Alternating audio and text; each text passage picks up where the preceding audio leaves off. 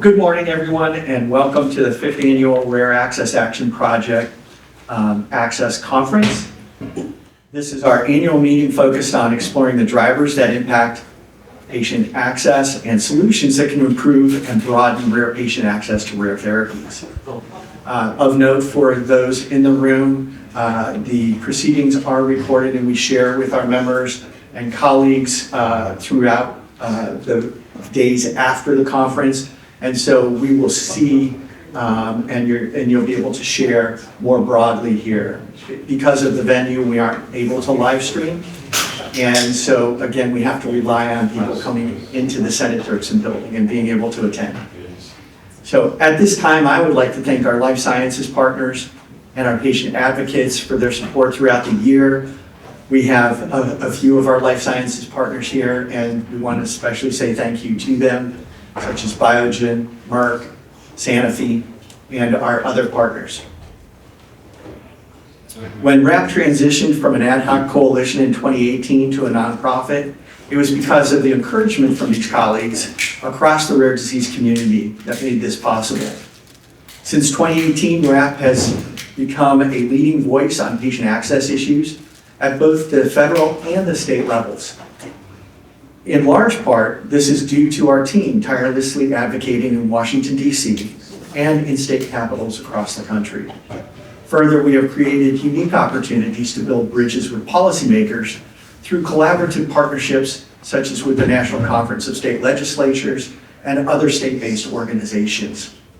And in 2023, RAAP launched an initiative to showcase the patient voice on patient access issues. We have convened the RAAP Patient Engagement Caucus, which includes patients and their families from across the country. And these advocates are organizing and preparing for advocacy in 2025 for solutions that can positively impact patient costs and increase availability of care and treatments. We are excited to have such a passionate patient advocates become part of RAAP. So this morning, I'm excited to kick off the meeting and turn the time over to our panels. And as you'll see from our panels and panelists, we have a mixture of both legislative staff here in Washington, D.C., state policy staff, patient advocacy organizations, and life sciences companies. So it's a very diverse group with insights into many aspects of patient access to therapies and care. Our first panel is entitled Insights into the Rare Disease Health Policy and the Impact of the Election. And I'm really excited by this panel because we're going to be looking at some of the data from the election, some of the key messages that were picked up by voters, and some of the areas of policy and policy potential solutions that may be explored and looked at for rare disease patients in 2025 and beyond. John Gibson, the head of Federal Government Affairs and Policy Alliances at Biogen, is our moderator. And I'll turn it over to John to introduce his panel and kick off this morning. Thanks, John.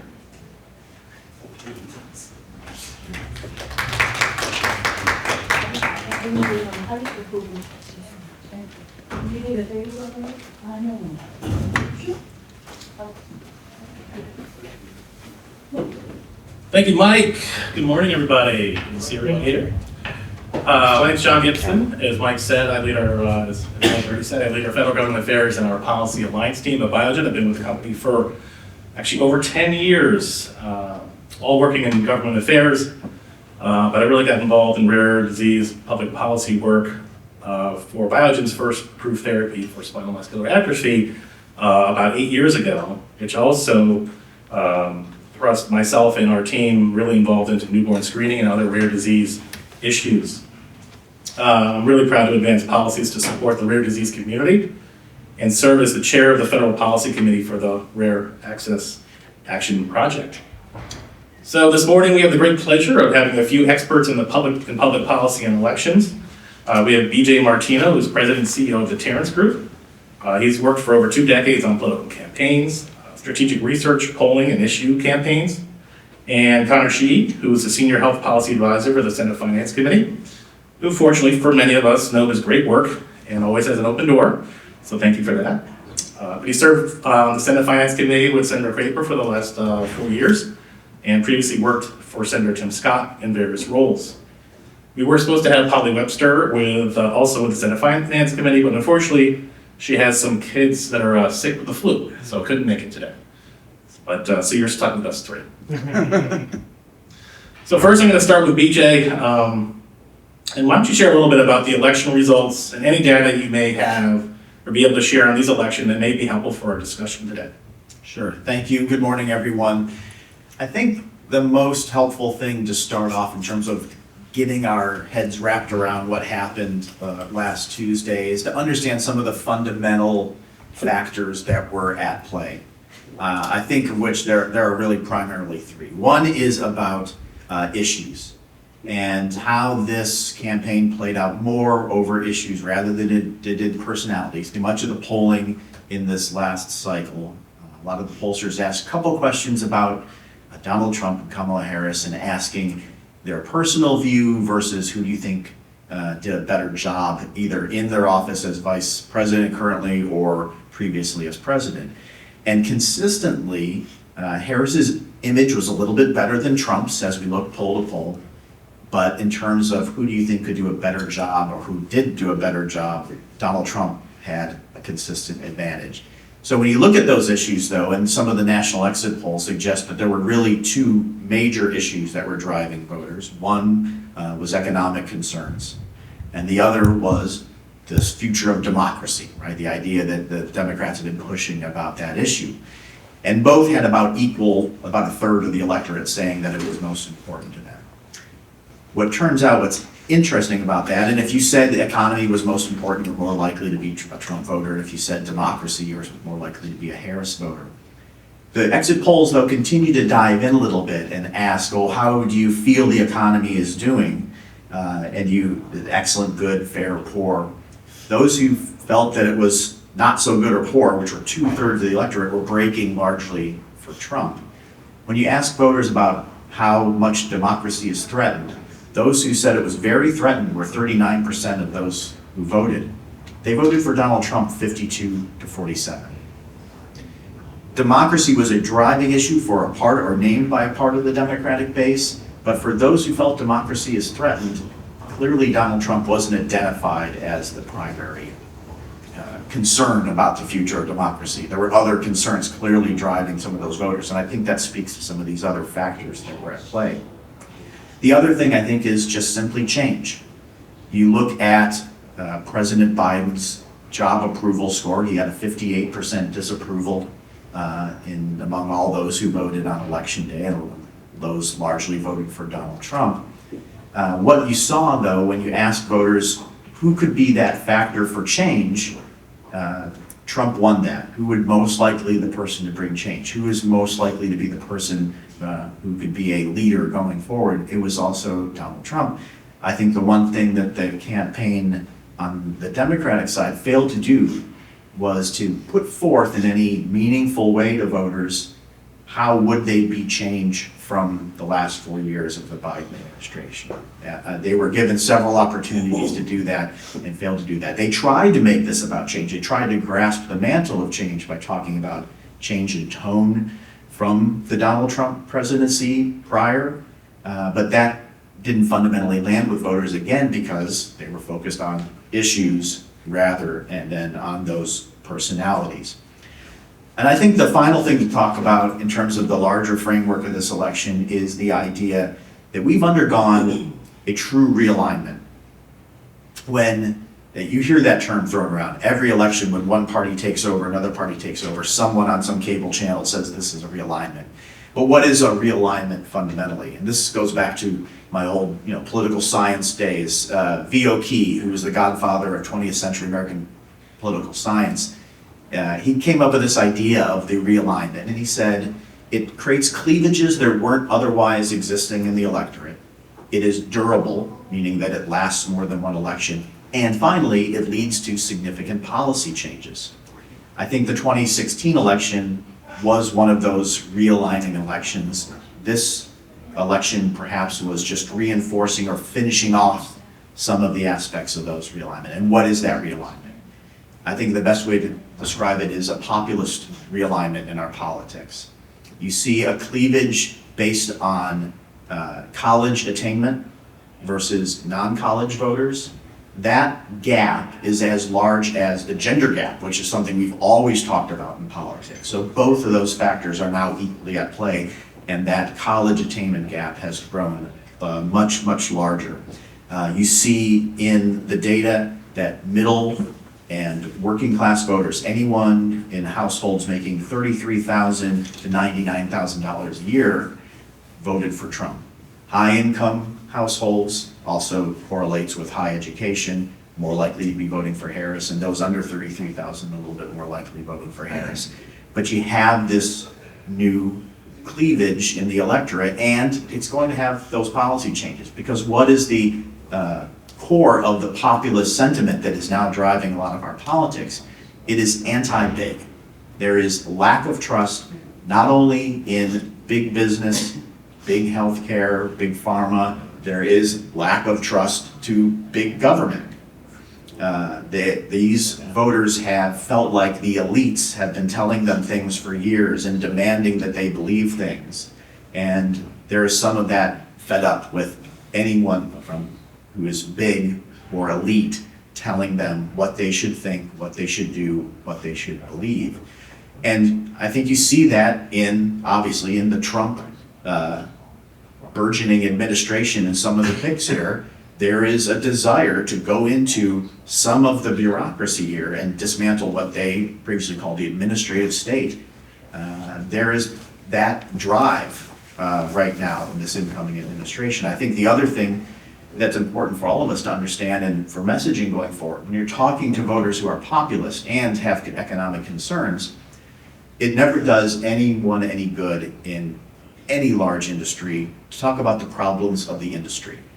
Always bring it back down to the people. As much as any messaging or discussion about issues can talk about how does this issue play out in an individual household or in a community, that makes sense to voters. That's where their sympathies lie.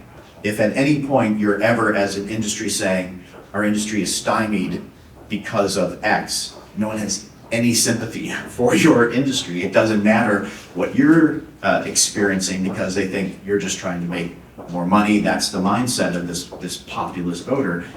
They have to understand it from how does it mean? What does it mean to me as an individual and my family? What does it mean to those who are affected by some of these rare diseases? Bringing it down to those individuals, I think it's going to be important.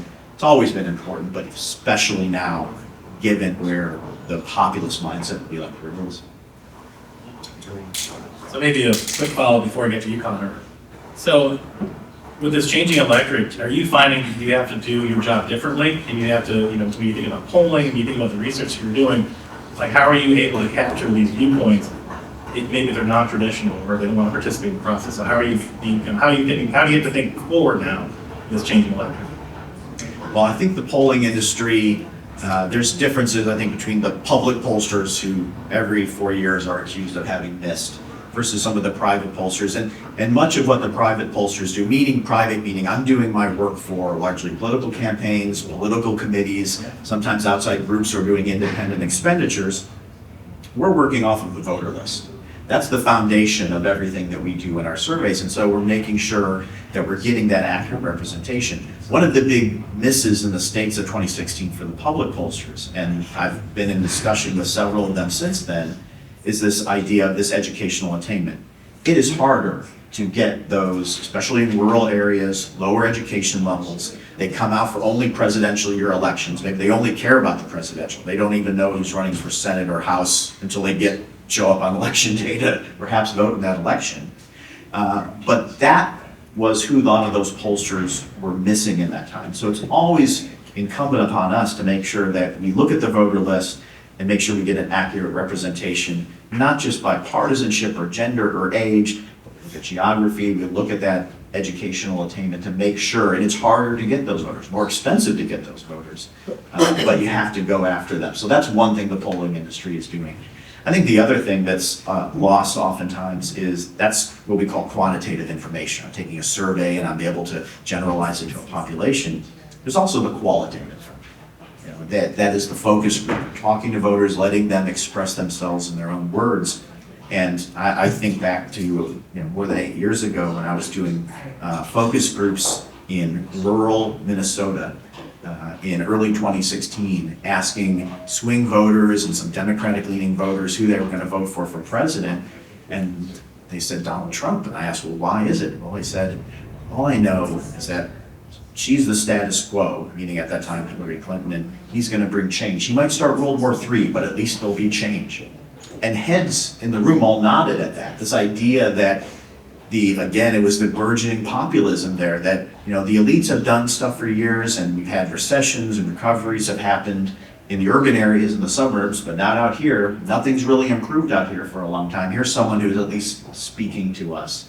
So that qualitative, I think, is just as important. And that got lost during COVID. That cycle where we didn't do focus groups because we couldn't convene in a room with individuals and maybe had to do some online, lost some of that. And that was gained this year. And I think is always critically important to understand not just how I ask a question, how someone responds to it in the context of a survey, but when I actually sit down with individuals and let them speak at length and get down to some of the root values that they hold, that's critically important in our work.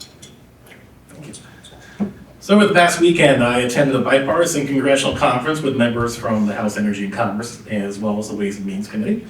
And there was one thing that they all agreed on, and there was a frustration with the Senate. So there was discussion of bipartisan and even unanimous measures that have passed not just committee, but the full House, and don't seem to get the light of day on this side of the Capitol. So to you, Connor, let's just jump in head first and get your maybe just your overarching thoughts about the election results and what it means for maybe the lame duck, and then we'll take it from there. Yeah, well, thanks for the question, John, and I'm not surprised to hear our House colleagues had those views on the Senate. I think if you'd gone to a conference in almost any given year since the country was founded, you probably would have gotten a fairly similar reaction. But first off, thank you all for being here, and thank you to RAAP for hosting this event. I should note at the outset, and this is pretty standard for congressional staff, my remarks here are off the record, and I'm speaking only on my own behalf, not on behalf of Senator Crapo or the Senate Finance Committee. With that being said, I unfortunately won't have a ton of news to break because we are in the same mode as the average American. 1 week out from elections, we are still waiting to see whom the president-elect will nominate for HHS secretary, who will be tasked with leading various other sub-agencies under HHS. And candidly, one of the biggest responsibilities for the Finance Committee as next year starts up, prior to moving forward with any sort of healthcare legislation within the committee, is going to be considering those nominations and ideally ensuring that we have a staffed up government as quickly as possible. So I think in the interim, we've had a ton of conversations with stakeholders, patient advocates, and various other folks over the course of the past few months with a ton of questions about the lame duck. I unfortunately feel like we're not much closer today to being able to answer those questions definitively than we were a month ago, in part because when you look at something like healthcare policy, our best bet with respect to moving legislation in any given year is to hitch a ride on large moving vehicles, things like spending packages. And the reality is we don't dictate how the appropriations committees in the House and Senate will make decisions with respect to whether we do a short-term continuing resolution or CR, whether there's a more robust, longer-term spending package. That's really their domain, and it's the domain of leadership, which needs to come together on a bipartisan, bicameral basis, and is probably doing so as we speak, and will continue to do so in the coming days, to determine what the outlook is, big picture, for ensuring that we keep the government funded. And once they make those decisions, leadership will need to determine what that means for policy riders, for things like healthcare priorities. So I can say this, must pass extenders, these items within our committee's jurisdiction and other healthcare committees' jurisdiction, things like safety net payments for hospitals, those generally move regardless of whether we are doing short-term funding or longer-term funding. I think this year, there's no reason to believe that it should be an exception. I would also say with respect to Medicare telehealth coverage, which is slated to expire at the end of this calendar year, folks on both sides of the aisle in both chambers are talking about that as an extender and as a must-pass item. Beyond that, there are a ton of priorities that have been moved through, in some cases, multiple different House and Senate committees that reflect key healthcare priorities. I look, for instance, at our colleagues in the House, price transparency across a number of different healthcare stakeholders. There have been measures that they moved both at the committee level and through the full House. I know those remain key priorities on a bipartisan basis.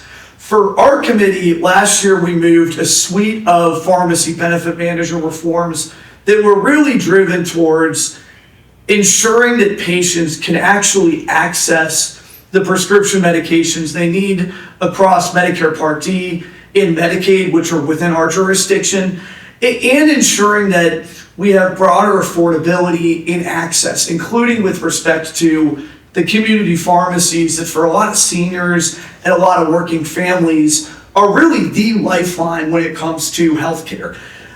Our committee moved one of those packages of measures nearly unanimously and the other unanimously. And Senator Crapo and Chairman Wyden were both emphatic in saying that we wanted to move these provisions through the full Senate, get them to the president's desk as quickly as possible. Candidly, because of factors outside of our control, the negotiations that accompany any sort of moving spending package just became too big, too messy, and in some cases, missed deadlines that would have been needed in order to move more substantive healthcare package. So we missed a real opportunity to get some high quality consensus-based healthcare reforms done, including with respect to PBM reforms. Again, I will say Ranking Member Crapo and Chairman Wyden have both held press conferences. We put out numerous op-eds making clear this remains a high priority. We want to get it done whenever the opportunity presents itself. I wish I could say that there were 100% chance that it would get done before the end of this year. I just know, again, a lot of that's going to hinge on conversations squarely outside of our committee and at the leadership level. But I think before we even think about what a healthcare agenda looks like for 2025 and 2026, we really need to clear the decks on these items, or else we're going to continue to see one logjam after another. And I think what a lot of folks have learned in both chambers is if you have a massive 10-car pileup one year and you decide not to do anything on it and to kind of throw your hands up, then the next year you have a 20-car pileup. It doesn't get easier, it gets harder. So again, this remains a top priority. And I think it's so useful to frame this conversation with some of the polling data you referenced, because I think part of the reason that PBM reform was so successful in our committee and ultimately in other committees is that no one knows what a PBM is outside of DC and outside of the healthcare industry, but our members did a really effective job on a bipartisan basis of framing our reforms in a way that was meaningful for our constituents. We talked about community pharmacy closures and what that means for patients who live in rural communities, who live in underserved communities, and who increasingly need to drive 2 hours out to get their prescription, or who have found that a community independent pharmacy has been replaced with a kind of nameless, faceless entity that has prescription delays, that doesn't know them, that doesn't know their health needs. And I think importantly, our committee took on a policy called delinking that again means nothing to the average constituent and shouldn't. It's wonky, it's linked to all of these supply chain conversations that even for a lot of our smartest members require you to show 15 different flow charts just to get folks' heads around. But the way we frame that policy, which is essentially ensuring that PBMs and insurance companies and other entities which are increasingly consolidated, that they're not paid in a way that gives them more money for prioritizing and preferencing drugs with a higher price points, which they then turn around, by the way, and increasingly charge patients as a percentage of that sticker price or that list price. We said we want to de-link that. We want to get rid of these linkages that are driving your insurance company, that are driving these other affiliates of your insurance company, in some cases are even driving these PBM affiliated pharmacies to steer you towards more expensive products, even when a cheaper or more effective alternative is readily available, such that you're paying 30% of $100,000 instead of 30% of $100. I think that pitch was meaningful to the average American, and I feel encouraged by what we've been able to accomplish at the committee level, recognizing that none of this will matter at all unless we can actually get it enacted. All of this looks really good in hearing rooms, but we do want to see meaningful progress beyond that. And I'm hopeful that as we approach the end of the year, the House and the Senate can come together, because we do have great relationships with these other committees. I'm really hopeful we can come together and finally get something done on this front and deliver for actual patients and actual people, because these are policies that matter and they're meaningful, and they're not just dialing numbers within an age-old statute that no one outside of DC even should be reading. So again, I'm personally hopeful, but I do want to temper expectations that the lame duck is always unpredictable. We were disappointed last year, whereas in 2022, we had a really encouraging lame duck period. So it is still an open question right now. Thanks, Connor. And that PBM issue may have come up over the weekend as well from some of your house friends. Just to I have no doubt. So maybe this is more of a process question. I would be remiss not to, as we focus on rare disease today, the reauthorization of the FDA's rare pediatric disease priority review voucher has been extended till December 20th, but obviously looking to that reauthorization, I respect it is the Senate Health Committee issue, but any thoughts on that? I know you talked about a few things that must pass, or anything really in the rare disease space that's worth mentioning in the next few weeks, months. I think you raise a critical one, and I think I would say there are interesting parallels between some of the extenders and things like telehealth within our jurisdiction and items like the rare disease PRV, in the sense that in all of these cases, when you do these short-term ad hoc extensions, which again, we're generally necessitated to do when we have a 2-month or 3-month or 6-month continuing resolution instead of a meaningful spending package,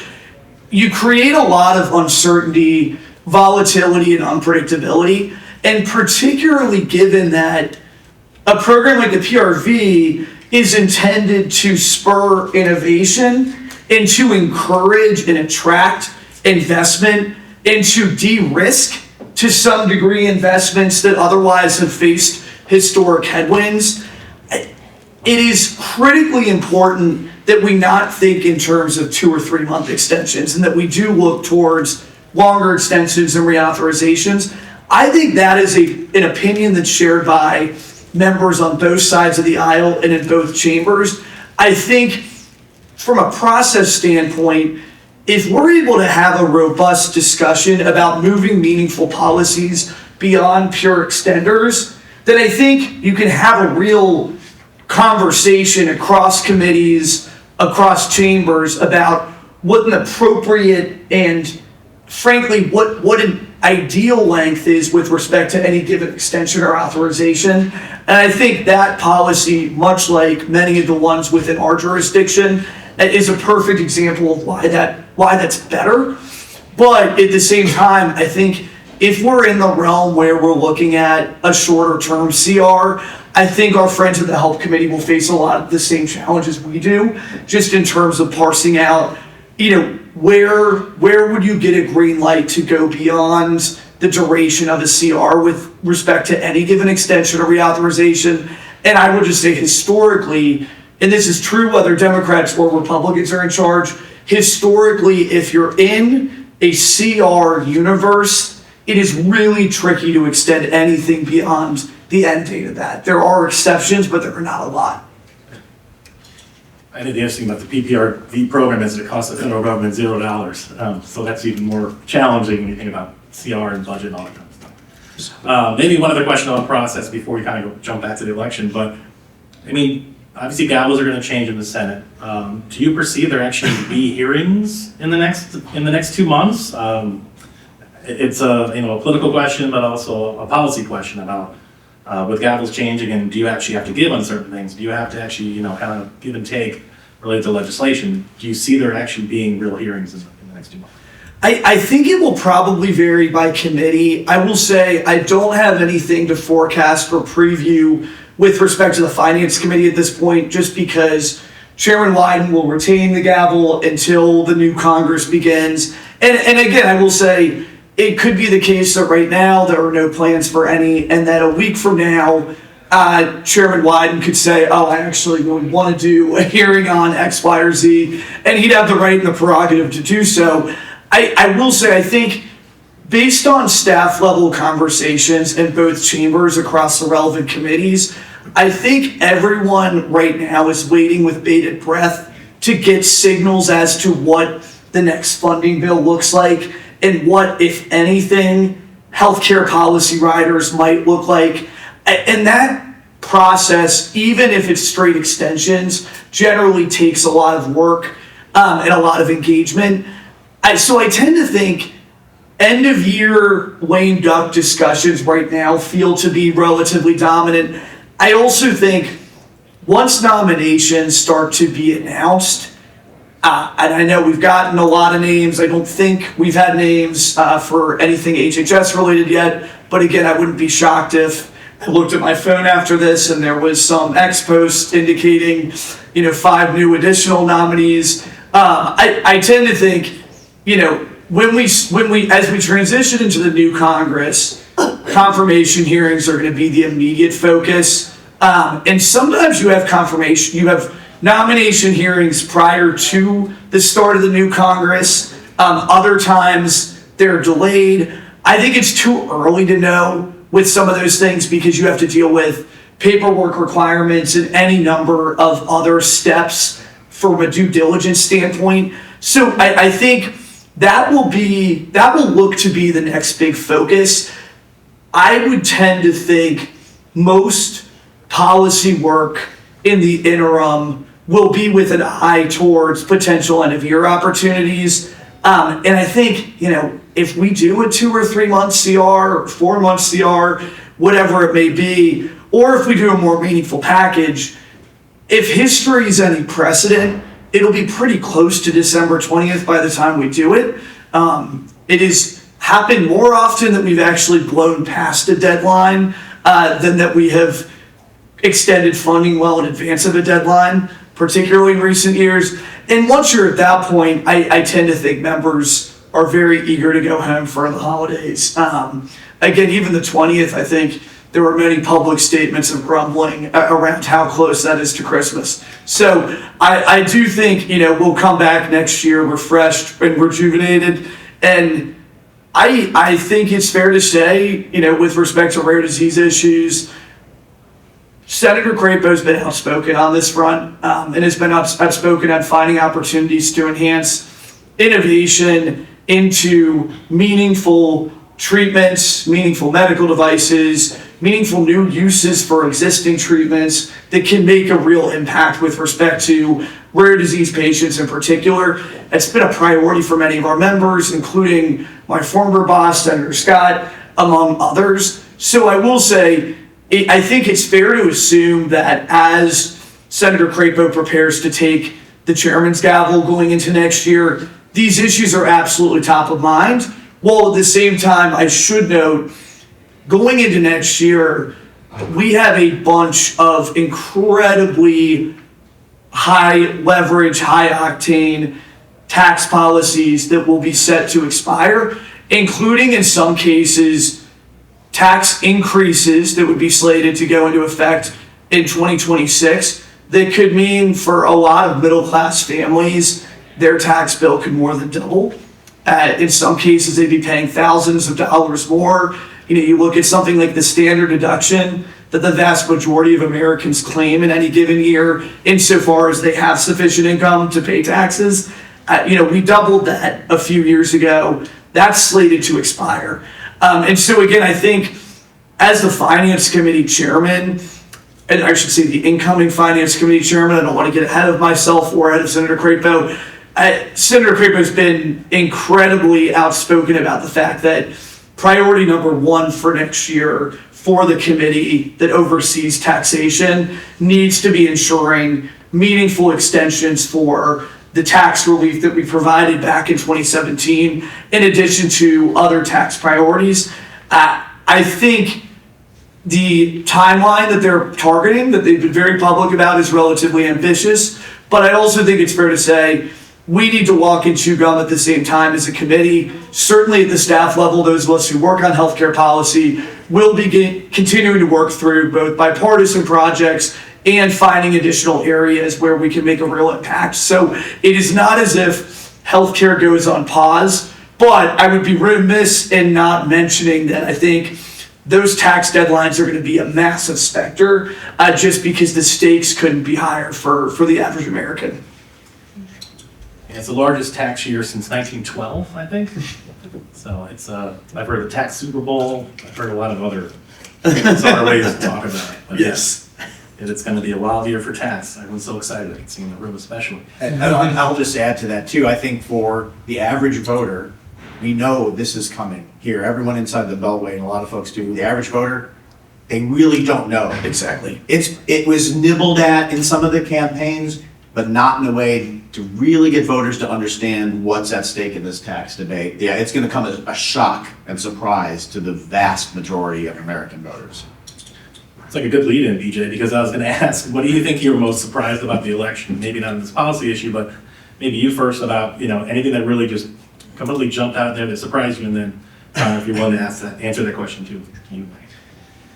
I don't think there were many surprises for me. I mean, from a polling standpoint, there were a lot of surprises and twists and turns, obviously, in this election. The one thing that I think a lot of us in the industry talked about, right? We had June was a transformative month, and the polling fundamentally changed going into July. Everything asking Trump versus Biden, throw that out and start refielding surveys asking Trump versus Harris. But we knew that there was a real honeymoon phase there going on. And one of the things we kept telling clients is that you're looking at this right now in July, understanding that it's a lot of flux, but the fundamental factors I spoke about initially are still going to be at play. It may take until early October till those fully begin to settle back in, but those fundamental issues haven't changed.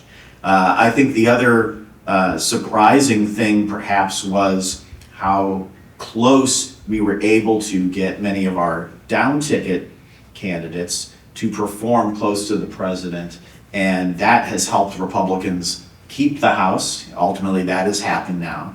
And this was arguably our best opportunity to take back control of the Senate, and we did so. Now, there were a couple instances where you had states that were extraordinarily close. It doesn't happen much, but we had a couple states where the president won the state and we did not win the Senate race. Now, places like Arizona, there was a wider gap between the president and our Republican candidate's performance. But in places like Wisconsin and Michigan and Pennsylvania, the Republican was only about 1.5 points off the president's performance. Now, what came out of that, the president won Pennsylvania by enough that brought McCormick in. Unfortunately, he didn't win. He narrowly won Michigan and Wisconsin, and we narrowly lost both of those Senate races. But that played out where good campaigns on our part were able to do that. And that's been an issue. I think it speaks to the quality of the candidates that Republicans largely put on the table this year, both at the House and the Senate level. So I don't know if that's necessarily a surprise, but it is fascinating to see that we had some of that split ticket happening in some of those states, but it was still very, very narrow in a couple of the key blue wall states. The only thing I mentioned, and this is not at all a surprise so much as an interesting dynamic to watch, especially for those who are interested in what the policy landscape looks like for next year. If you look at the Senate Finance Committee, we have a Republican slate that will remain essentially unchanged since prior to the election, other than, again, any additions, and that'll all be subject to discussions around various different numbers and ratios.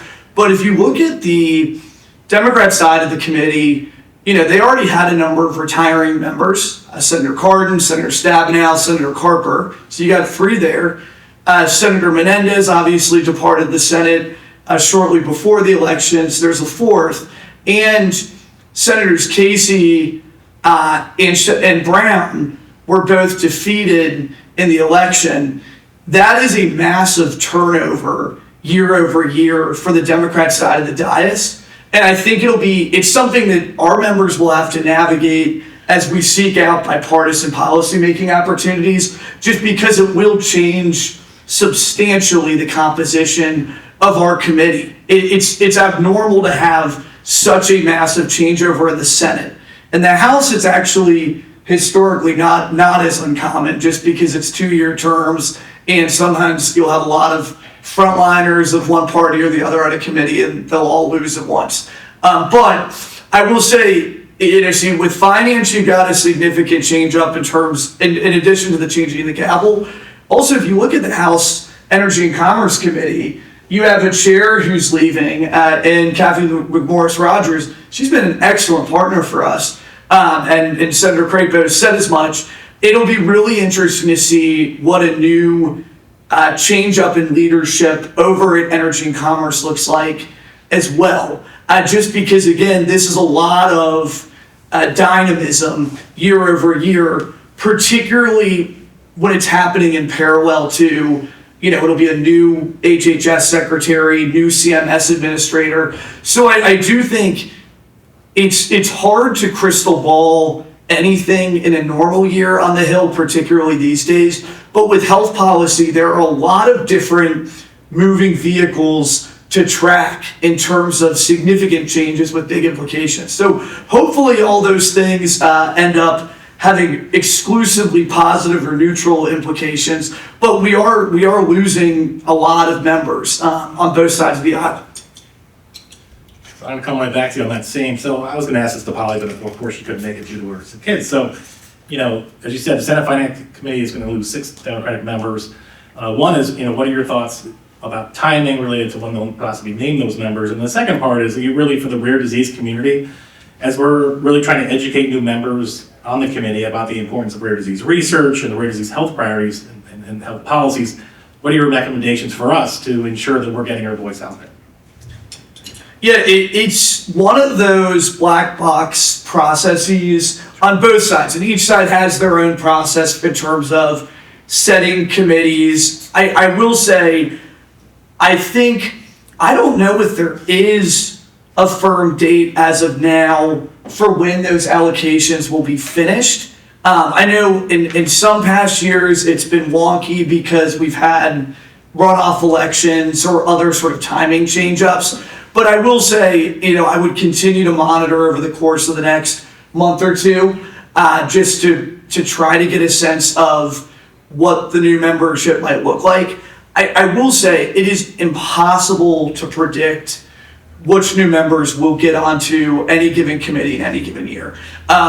Oftentimes what will happen is a member who really wants to get on a given committee will make the argument to a number of different news outlets and then have them create a sort of echo chamber saying, oh, this person's likely to get on and here's why. And then the member won't end up getting on. And I think sometimes you also have a scenario where a given industry sector or a given group of stakeholders really wants to get a member on, and will start a similar sort of whisper campaign saying they're likely to do so. And again, I've not seen any of those have any impact whatsoever in terms of who actually gets on.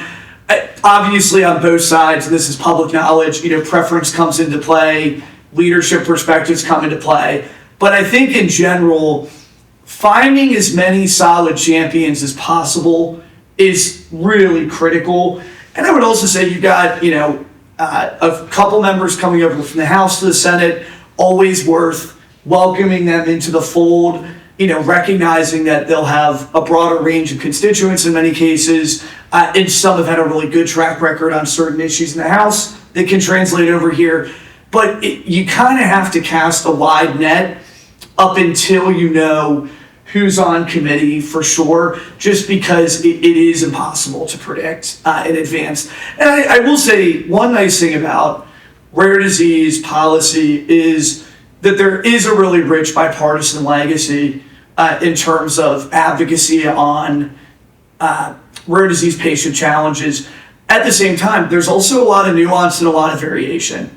I've been really impressed with some of the Democrat members of our committee who, while not officially chairs or co-chairs of any rare disease patient advocacy caucus, have still been willing to buck their party's leadership, for instance, with respect to Inflation Reduction Act changes that I think would really make a difference for patient access to treatments moving forward. At the same time, there are also folks, even if you look at the rare disease caucus on the Democrat side, who do not support some of those measures, and who would actually support, doubling the IRA in size, potentially scaling back some of those carve-outs. And so again, I think there's a lot of diversity there, but it is a useful hook. I think everyone has tons of rare disease patients in their home states. I think members recognize just how hard it is, to get an accurate and efficient diagnosis for a rare disease, much less to find access to a rare disease treatment. And I think, 95% of rare diseases lack any FDA-approved treatment option. And I think, one of the IRA implications is historically, I think it's roughly 1 in every 5 orphan drugs is ultimately approved for follow-on indications for other rare diseases. 1 in 5 is significant when you look at the uptick in orphan drug approvals we've seen in recent years. And it's significant if you're a patient who has a particular rare cancer that has no treatment, and chances are you've been put on 10, 15 different treatment protocols where your doc is working in good faith to try to find a solution that works for you. Some of them might have adverse side effects, and it may be the case that none of them are working. Well, for years, it's been a godsend when it could be a drug that's been on the market for 30 years, when suddenly folks have the incentives and the wherewithal and the R&D expertise to discover that this drug that, again, could be 20, 30 years old, has a new use and could actually be a first-in-class treatment for you. The quality of life implications there are massive, and the cost savings there are massive, both for you as the patient and for the healthcare system. I'm really concerned that because of the way the IRA was written, you're going to have companies that probably, left to their own devices, would like to invest in additional uses for other rare diseases, but they're not going to be able to get the investment capital to do it.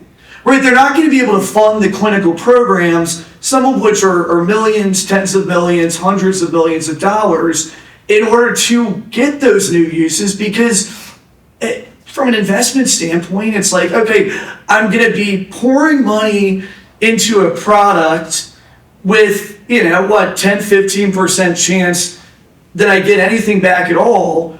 And I'm actually, if I'm successful, I'm gutting any ROI on this product, because it's going to be subject to this macro program that, maybe 10 years from now, you'll have President AOC who says, I'm going to price this at a penny. Right, like that's in the 10 to 15 year time horizon is sometimes the realistic time horizon. So I do think the volatility and the risk there, I see that as an area where you need a ton of education and outreach across the Hill, because I think it's the perfect example where if you're a staffer who doesn't know much about drug pricing policy, and let's say you're on the Democrat side and you think the IRA is good but should have gone even further, just as a sort of knee-jerk reaction, and you look at these rare disease drugs, and in some cases you're like, oh, this is $1 million price tag, that's insane. Again, I think, to your earlier point, you're not going to be sympathetic to, oh, this is really tough for companies to make this investment, but you need to understand the ecosystem and what this looks like and what the impact is with respect to a given patient. Folks need concrete examples of success stories that have come out of follow-on innovation, where you've gotten second, third, fourth, eighth indication approved, in many cases all for different rare diseases and conditions, each with a unique patient population that felt a total lack of hope or optimism for years. I think that framing is going to be critical, because you have to sort of bridge the empirical reality with the patient experience and the patient implications. We are engaging in the same kind of exercise, I think, at the staff level and at the congressional member level that a lot of campaigns are or are trying to. I think with healthcare, it is still sometimes hard for some of our guys, but we're trying to engage in that same exercise too. And I think the responsibility in part is for us as we engage with staff. We need to make meaning of these policies, especially because healthcare policy is so wonky that it repels a lot of staffers in the first place. And I think you all can be tremendous partners in that work. Yeah, I would add that, from a campaign perspective, always we're arguing to voters about the consequences, not about the process. Exactly. It's the benefits, not the features of some piece of legislation. And so the capacity to bring it down to that individual level, yeah, absolutely important. So I was going to ask a question about IRA, but you already answered it, so that was easy. But I'll add a little context to it. I mean, I've never received so many phone calls from my internal researchers, corporate strategy, executive team on a weekly basis about what IRA is, what it means. And, we're exploring these different programs. We're in rare disease. We have a therapy that's a small molecule. It was approved a couple of years ago, or last year, I should say. And we're in this process now. Do we actually want to go and try to go for a second indication? Because as a small molecule, it'll be succumb to negotiation quite early in the process. And we still would have to go through a whole phase 3. So we're going through that process right now about, and what that means is that, we feel like the science may be there. But do we take the risk and actually put a significant amount of capital for something that may have a very, very short amount of time of having a market, if you will, or having the patient market? Or do we take those resources and bring it somewhere else? And I think we're not alone in terms of our company perspective. A lot of other companies have talked about this publicly. But it's a huge challenge. And I think, one question kind of maybe to throw back to you, Connor, about, there's things that the patient advocacy community put together reports and data. I think they've done a very good job of telling this story. And I think there's a lot more patient stories that are coming out too about what rare disease research means. I mean, you have orphan cures out there that, allows multiple rare disease designations, and you wouldn't be negotiated. You have the pill penalty that's out there, the 9 to 13. Then you also have the Mini Act, for instance, that basically says for complex targeted therapies to be considered a large molecule.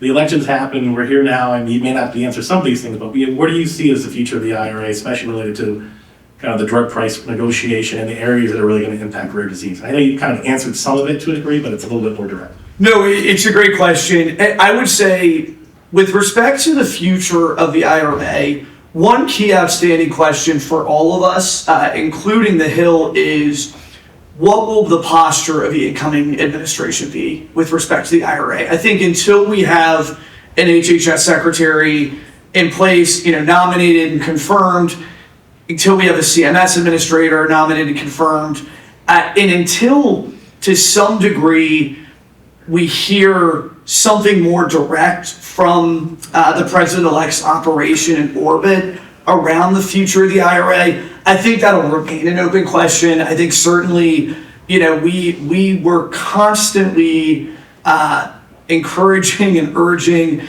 the Biden administration to work with us on what we saw as mitigation measures and enhancements. I think, with no personal disrespect to the folks there, I just don't think the administration ever showed any appetite towards making any of those improvements or working with Congress on them, or at least restraining from saying that they wanted to double the size and quicken the pace by more than half, right? Like the posture of the Harris campaign formally and of the Biden administration was on the record again and again that they wanted drugs to be subject to negotiated prices 5 years instead of 9 or 13 after introduction.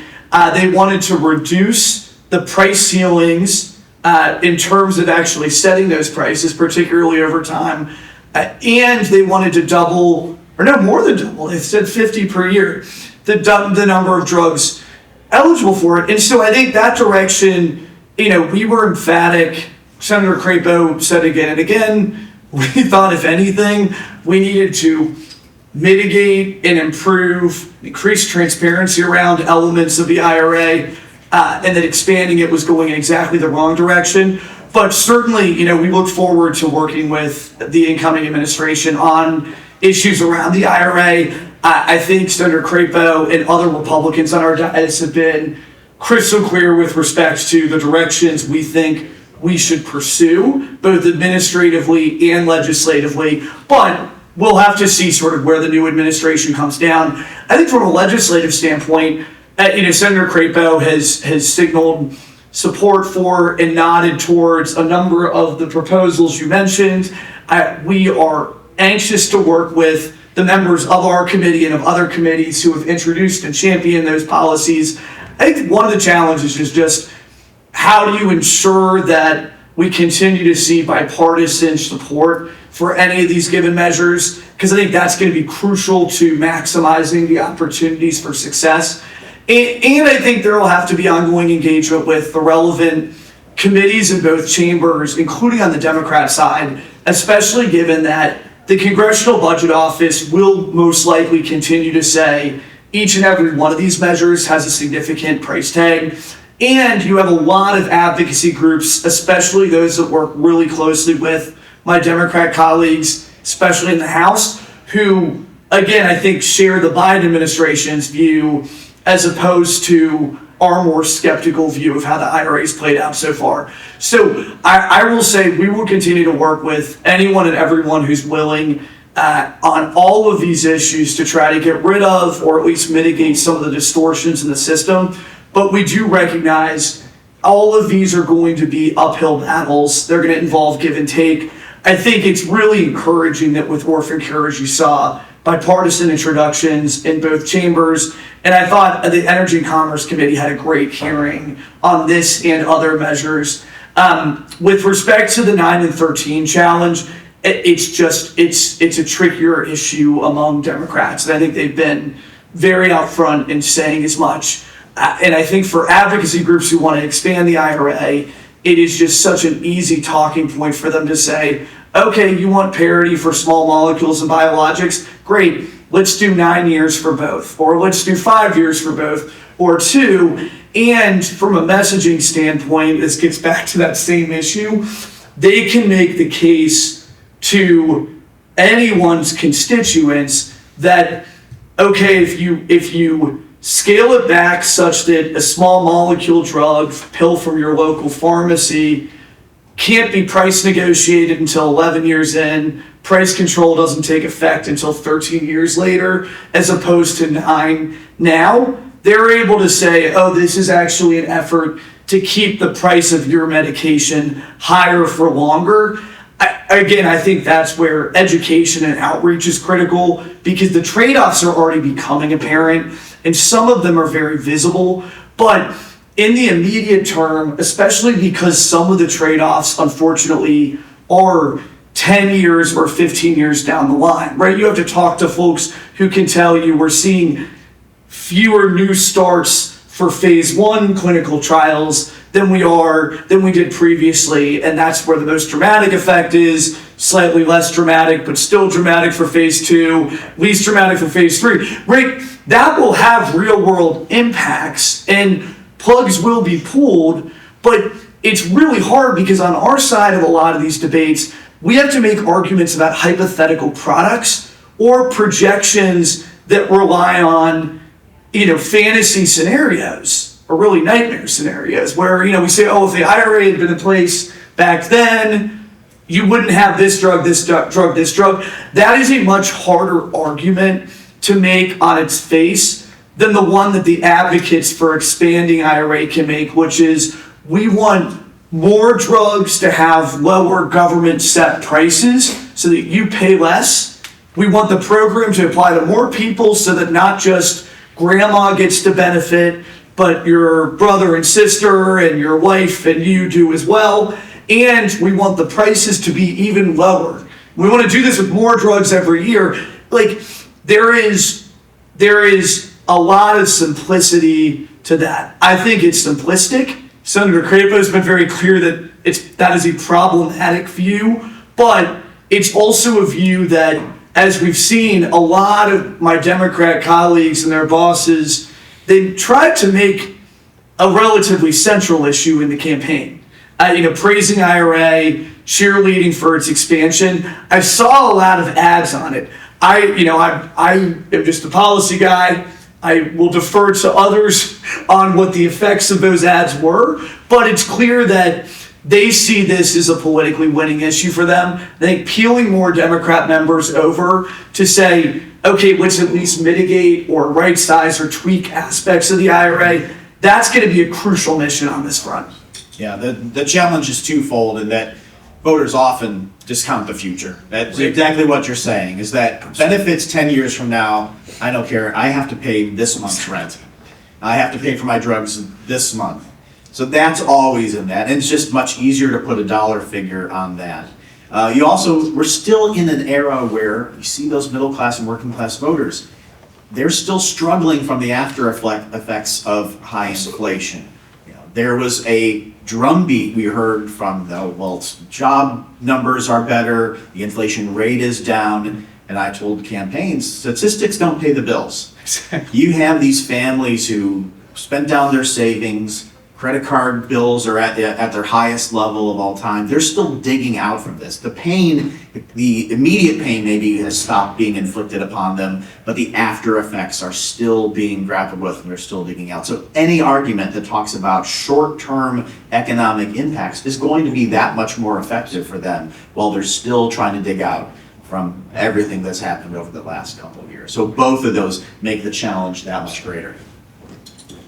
So, BJ, early on in the conversation, you talked about polling, especially public polling, and how it's really not, you didn't say this, I'm saying it. It's not an exact science, okay? It's not an exact science, but I feel like polling is everywhere, every day, and everyone, Senate, House, executive branch are just polling consistently to see where voters are. And I feel like, 20 years ago when I started in politics, even before that, there was a lot more time and energy spent about where I want to be on an issue and then kind of maintaining that and kind of building the case over time. How have you seen the prevalence of polling and kind of this changing of position based on where the electorate is or basically who you're polling, and how policymakers are consistently changing? Or do you think there is conviction that still allows for candidates and electeds to actually maintain some policy positioning despite what polling may illustrate? I think there's still conviction for sure out there. And I think part of the issue with some of the polling in the public is that voters are not so well informed on an issue. And many times with public opinion, especially when it comes to issues, when you ask a question, this is the first time a voter's considering the issue you're putting in front of them. So the real aspect is not whether you approve or disapprove of something, is have you even thought about it? And that's going to be a fraction of the electorate. Think back to how many votes we had for speaker last year, and how this had this entire town wrapped around the axle about the electoral impacts. 17% of the electorate told us in a poll today we're actually paying attention. But for most voters, the takeaway was Washington's broken. right? Not for one way or the other. So understand that when a lot of these questions then, so what happens when you bring this in a survey to a voter, how you phrase and word the question has dramatic impact. I can ask a ballot question for president with different wording, and voters kind of get what I'm getting at. When it comes to an issue they've never considered before, they're forming an opinion in that moment based on just the information you're giving them. So I think a lot of legislators have to be very cautious about looking into that polling and drawing too many conclusions from it based on simply how it's worded. But a lot of what from again our practice is doing is not just saying this is where voters are on any given issue, but we're helping clients understand here's where voters are when given a few basic pieces of information. Here's the 20 different things you could tell them, but you only have the capacity to deliver 2 of them. So which of these 20 is going to be critically important in this discussion to be sure we get the voters from where they are initially, which is uninformed and willing to accept the economic argument, perhaps the short-term economic argument. What are the 2 things we need to just beat until we are blue in the face and we feel like we've said it a million times? At that point, maybe it's just beginning to crack the consciousness of the voter. Polling, on our part, we call it prescriptive versus predictive. Much of the public polling is predictive. What's going to happen? Our polling for clients is prescriptive, meaning how do you get from where you are now, where we are, to where we want to be by the end of this debate. Connor, any reaction? Any reaction on that? You can say no. Nothing from mine. It's fair. All right, so in the last, I think we have about 3 minutes left. So maybe, we talked about a little bit about this, but we're really bracing for significant change at HHS and CMS and possibly CMLI. So, for you, Connor, how are you and your team really preparing and planning for what may be coming through the executive branch to you all?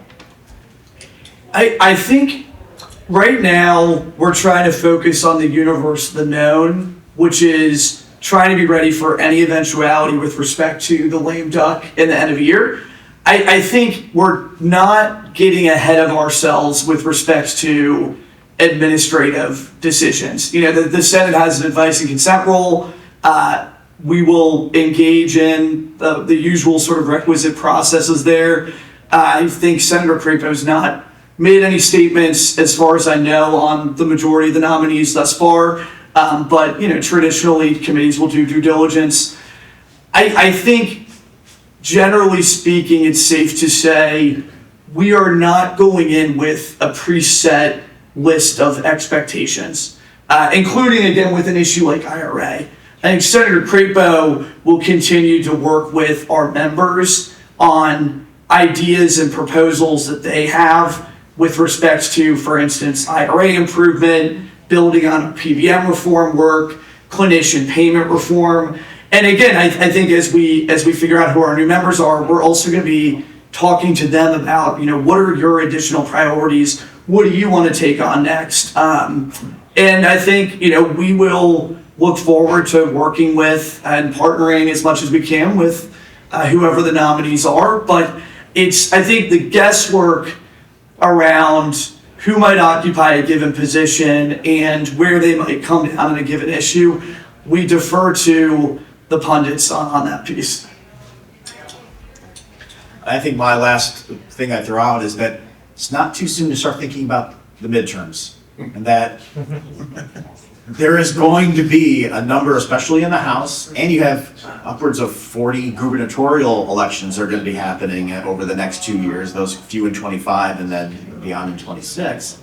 But the House is going to be in play. The history suggests that those midterm elections break against the incumbent in office. It's not always been the case, but it's a good general rule that voters have some sort of reaction to what has happened previously. The Senate's not going to be the same sort of dynamic that we saw in this last election where it was all offense for Republicans. It's going to be much more of a mix.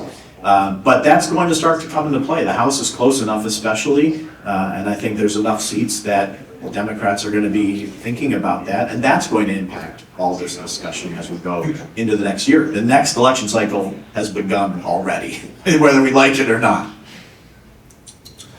Well, with that, I want to just say thank you to my panelists here, Connor and BJ, for giving them a round of applause. an excellent discussion and a lot of things that, thanks you for giving us some ideas on things we need to work on with some of the new members coming in. But it should be a busy next 2 months and beyond. So we all look forward to continue to engage on all this, and thanks again for your insights. I think I'm going to pass this over to Jason if he's ready to go, and we'll take it from there. Thank you. You ready? Yeah. That's ready. You want one? Yeah, that'd be great. Thank you so much. Thank you. Of course. I'm going to do it.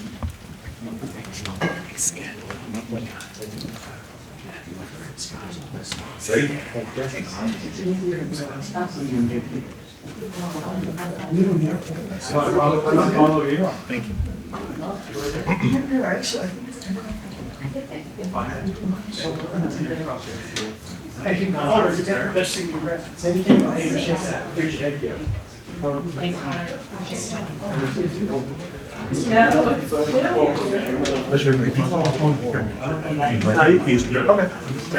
Bring up your seat. Wherever you Yeah. Look at water. Yeah, water. No, don't worry. And fire one.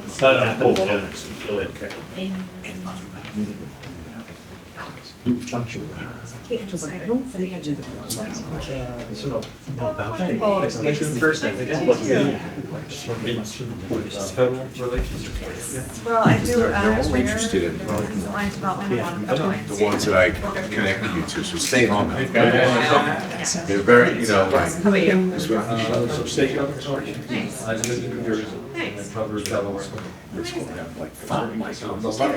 Yeah.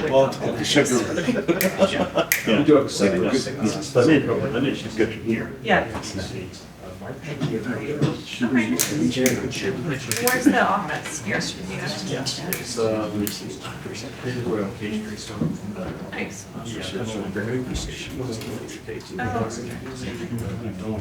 Got it. Well, John, is this your pen? I'll be here.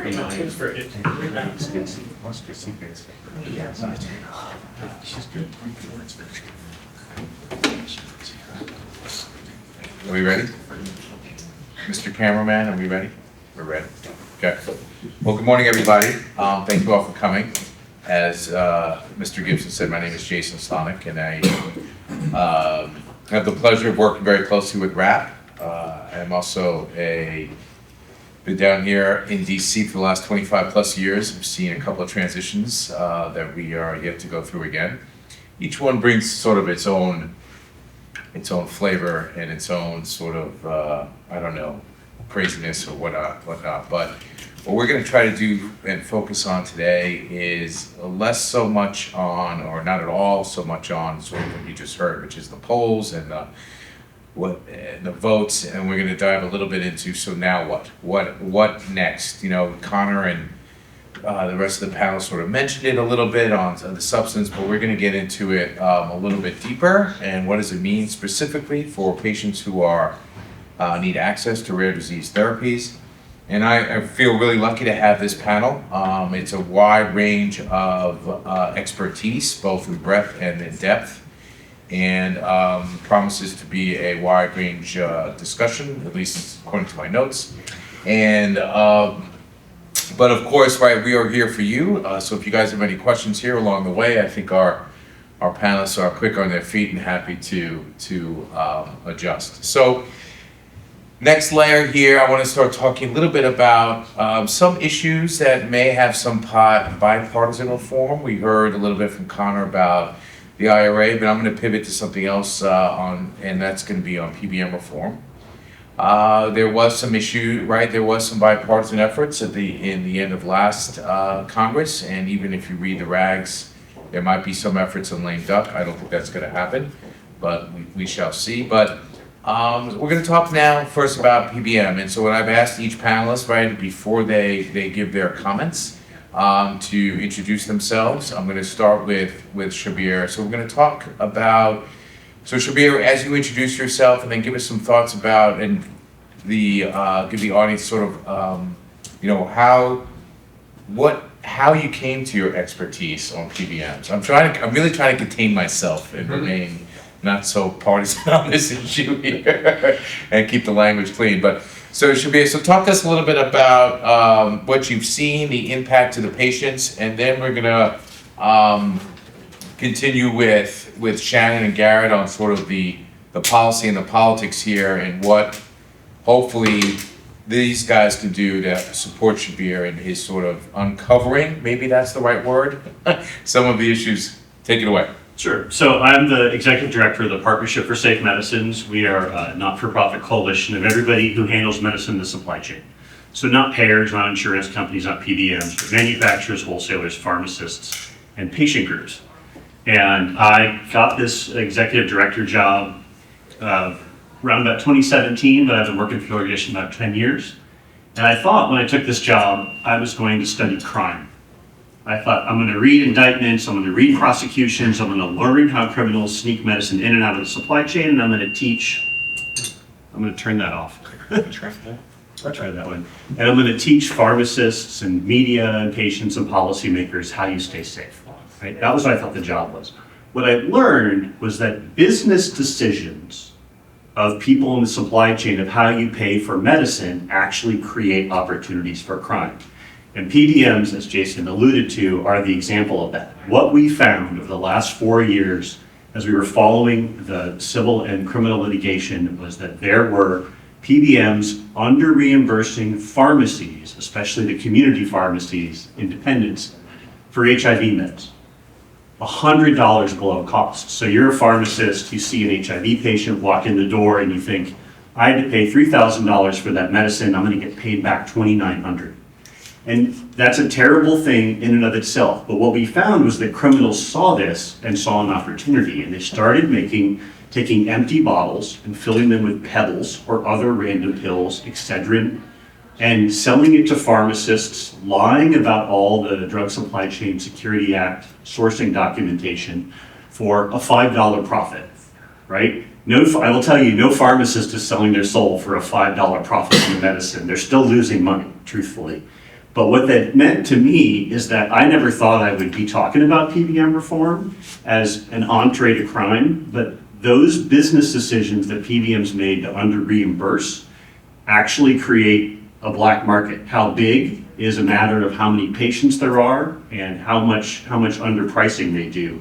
But that's definitely, suddenly I found myself talking about PBM reform when I didn't think that was ever going to be my job. Right. And we've seen this all over the country. If you look at our website, our Instagram feed, we've pulled receipts from pharmacists, community pharmacists in many states, and we've shown that in every therapeutic area, they are under reimbursing, and that under reimbursement has created an opportunity, a black market opportunity for counterfeiters to put fake meds into the supply chain. And suddenly it becomes my problem as a result of that. Yes, and of course, the patient pays the same copay no matter what medicine they leave the pharmacy with. Oh yeah, and that's a whole different issue. I mean, we've seen patients who actually got an antipsychotic instead of an HIV med and were incapable or moving or speaking for hours because that was the random pill that the counterfeiter threw in the bottle to make it weigh the same. It's a terrifying experience, I'm sure. Okay, now that we've scared everybody awake here. So Shannon, after you introduce yourself, let's quickly catch everybody up on sort of what is on the table in terms of PBM reform, and then we're going to ask Garrett if anything is actually going to happen. Sure. Well, great to see you all today, and thanks so much for inviting me to this panel. I'm Shannon Drury. I'm a director at Levitt Partners.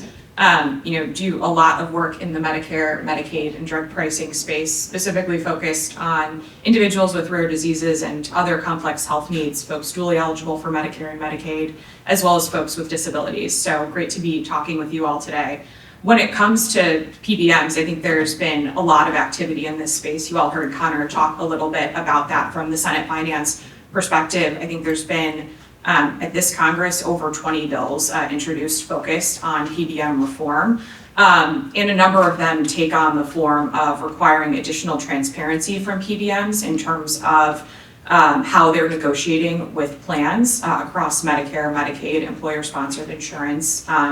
And there's also a number of provisions designed to make sure that the models that PBMs are using pass-through savings directly to patients at the pharmacy counter. I think there's been a lot of education, some of Connor's points around the impacts that PBMs are having directly on individuals at the pharmacy counter, and that's been important in understanding the larger impacts that PBMs will have.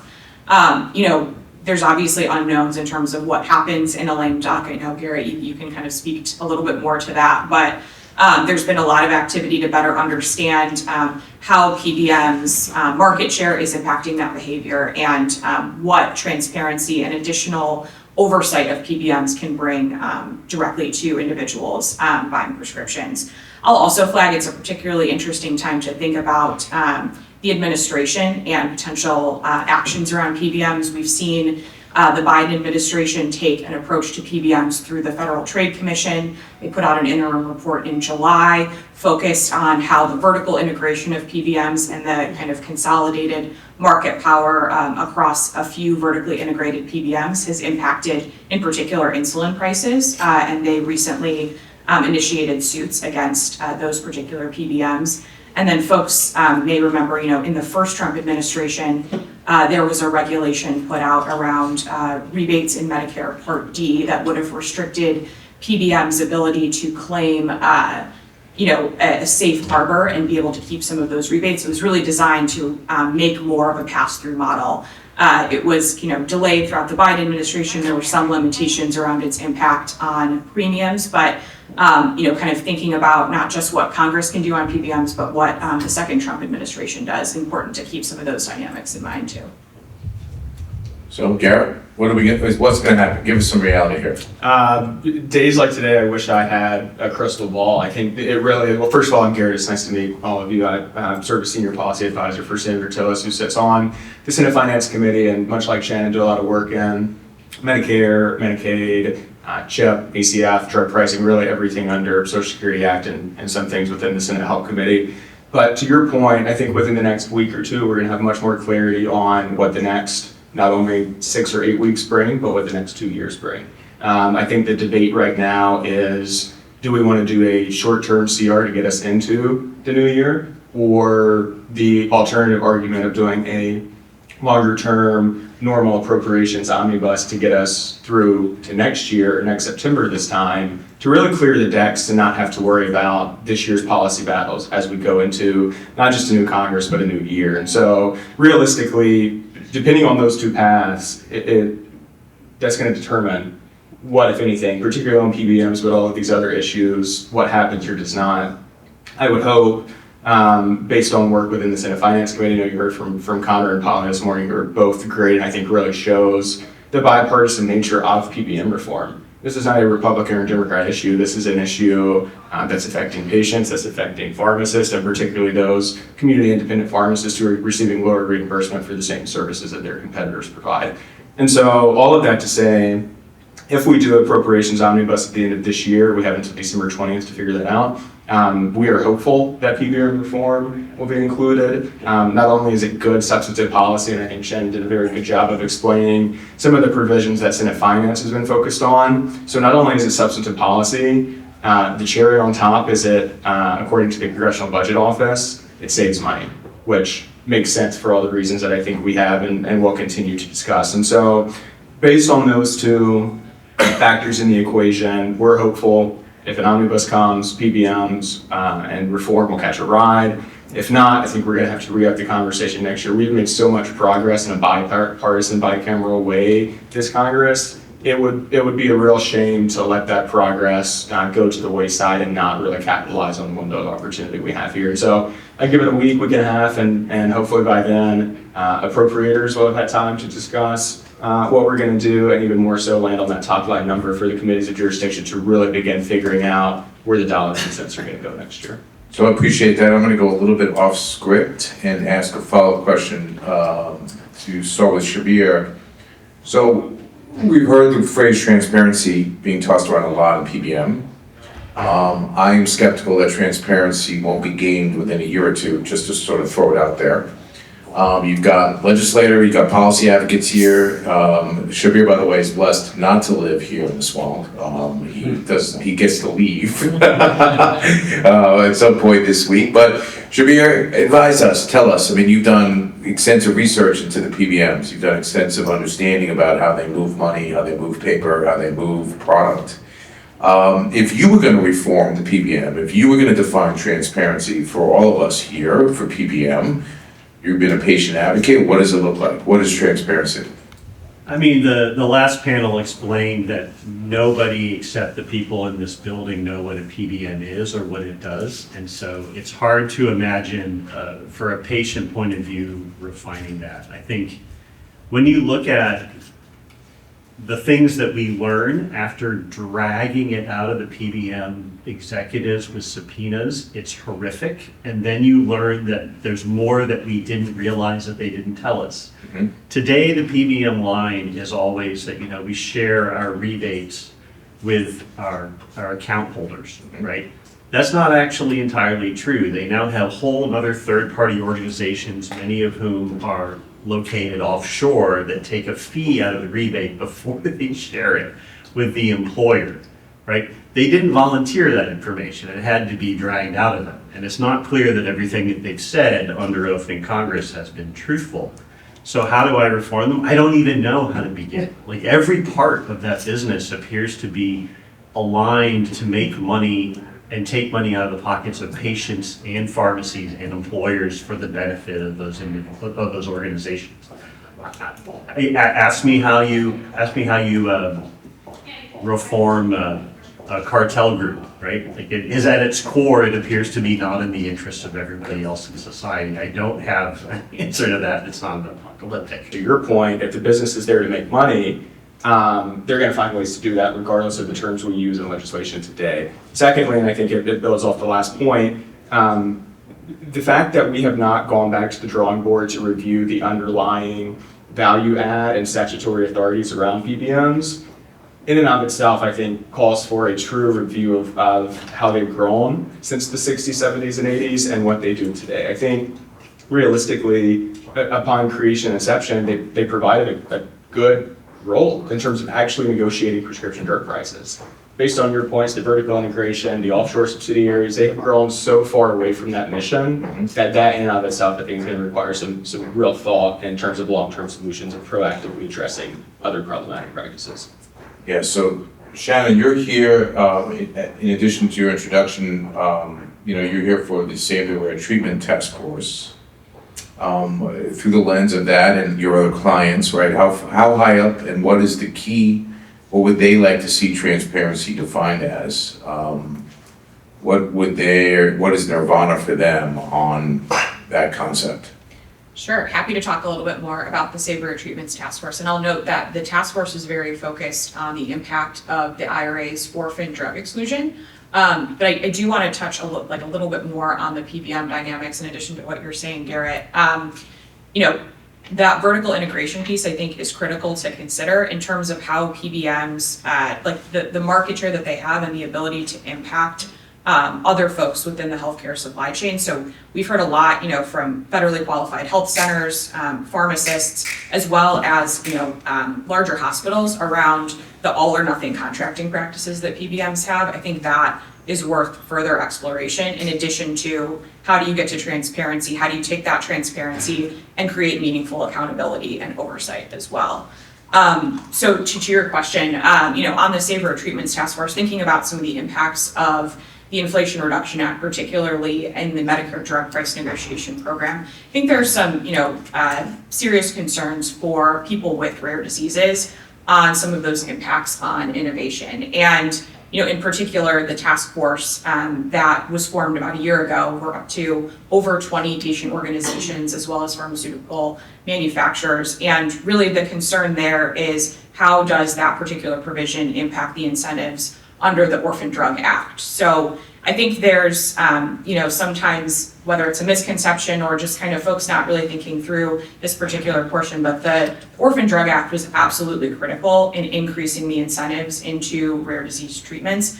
However, the work is far from done. Only 5% of individuals with the rare disease have an FDA-approved treatment. So while the Orphan Drug Act has increased the number of orphan drugs in the market, I think, over 1,000% since it was passed in 1983, there is still a lot more work to be done, and those incentives are absolutely critical to accomplishing that. And the task force's key concern with what the Inflation Reduction Act would do is that it would only exempt from negotiation orphan drugs that have a singular approval. So Connor talked a little bit about, the need to incentivize researchers and manufacturers to look at additional uses for approved treatments, and the way that this provision is designed right now would heavily impact those incentives, both the incentive to start with a rare disease or an ultra rare disease because of how the approvals start the time clock towards Medicare drug price negotiation, as well as the incentive to look at an orphan drug's ability to treat other rare diseases. So it's a little bit of color on what the task force is concerned with, and I think will be a really important priority thinking about end of this year as well as into next year, and continuing to educate members of Congress on just the impacts to rare disease patients. Thank you for that. I want to circle back one quick second on PBMs to Shabir. Right, we can't ignore is the fact that RAAP, what makes RAAP unique in part is that we represent, we have a lot of patient groups who are members. And so if you were, I'm putting you in the shoes right now, you're going to advise a patient group of two-part question. Number one, what would you advise them on how to make sure, Shabir, that the medicine they are leaving the pharmacy with is legit, right? Number one. And number two, the broader picture is what would be a bullet or two that you would arm a patient advocate with to help them educate and therefore advocate on the need for transparency in however you want to define that. So we'll start, Shabir, we'll go right down the road, and then we'll pick up from what Shannon said on the IRA orphan drug issue. Well, it's a little bit nerdy, but you don't. We're nerds here, go for it. Every saleable unit of medicine in this country is born on the factory line with a serial number. And traveling through the supply chain of people that handle that medicine is electronic data about who has owned it at every step. That's not something that patients have visibility to. I mean, you can see it on your bottle if you happen to not get something from a 500 count bottle. If you get a bottle that was manufactured on the factory line, you can turn it over and you can look at the barcode, the serial number, and everything else. You can talk to your pharmacist about where they got it. They can perform a trace. Right, and we've seen traces catch some of this counterfeit HIV medicine in this big case that we've been watching unfold for 4 years, which I want to point out was $250 million. I will not this decade work on a crime in the counterfeit medicine space that is $250 million again. So who's sued in that? Who's what? Who's the litigant in that $250 million case? So Gilead Sciences had the most number of products and proceeded with the Lanham Act claim against all of the participants in the supply chain who intentionally bought and sold these medicines, but every medicine from every therapeutic area was included. I've talked to people who were in the warehouses of some of the wholesalers that were corrupt, and they said it wasn't just HIV medicine, it was across the board. Everything that they could think of. And just the HIV and Hep C products were $250 million. So it's a lot of money. But those drugs, when a pharmacist actually ran a trace, revealed the crime. And so if I was going to give you one piece of advice as you're going to your pharmacy, ask the pharmacist, first look at the package, ask him or her to look at the package, see if it looks like it's been used before, right? Because when you reuse a bottle, it's got some wear and tear. And if you have a suspicion, ask them to quarantine and trace it. And they could do that on the spot. It'll take a little while. They'll give you a different bottle while they quarantine it, which is, by the way, the law. They are obligated, if they have a suspicion about the bottle, to quarantine it and trace it. That's actually part of their compliance. Interesting. Gary? I don't think I can add much more to a subject matter expert here, but I think I'll come at it from a little bit of a different perspective in terms of we should not have to ask this question of patients to do it in the first place, period. And so I think some of these policies on transparency, on accountability, on PBM reform, on rolling back some of the Medicare drug price setting policies, looking at the Part D redesign, all of those things are not in silos. They all work together. And so it's important if we're moving the ball forward to have that comprehensive conversation in terms of, number one, great advice, but number two, if we move the ball forward on some of these policies, hopefully that avoids us and patients having to even have that conversation in the first place because of the misaligned incentives that are in the supply chain right now that we're working to address. Secondly, I think in the longer term on transparency and accountability, I think a lot of people use those terms interchangeably, which I think that's fine. In my mind, transparency is the ability to see into something and get information. Accountability is the ability on the back end after you've seen something to hold someone accountable for wrongdoing, right? And so you can't have one without the other. There's no point in the transparency if you don't have any accountability metrics, and you can't get accountability without transparency. And so to that point, again, moving the ball forward on these policies, hoping to avoid any of those conversations. And realistically, one thing that we've been telling folks coming in and a lot of our meetings obviously on these topics, we should hold the patient harmless, period. And PBM reform, I think, is one of the best steps to do that at the pharmacy counter, when they're getting their explanation of benefits, when they're looking at their out-of-pocket cost, because if we can address that, we avoid all the downstream negative impacts. Shannon, some other comments on PBM? What messages have you heard either patients or manufacturers sort of really advance on how to educate and advocate on PBM reform?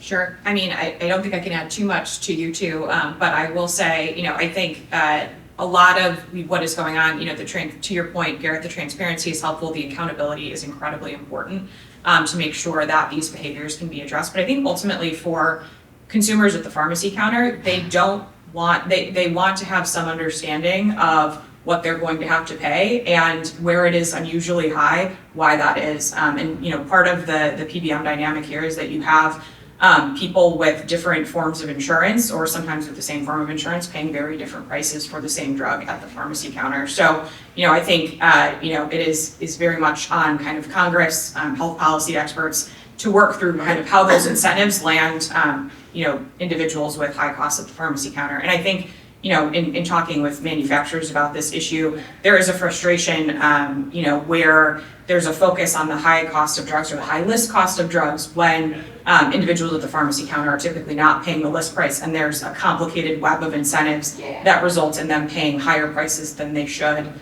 given some of the other discounts and other things that could be applied to those individual patients too. So I think all important considerations as we move forward.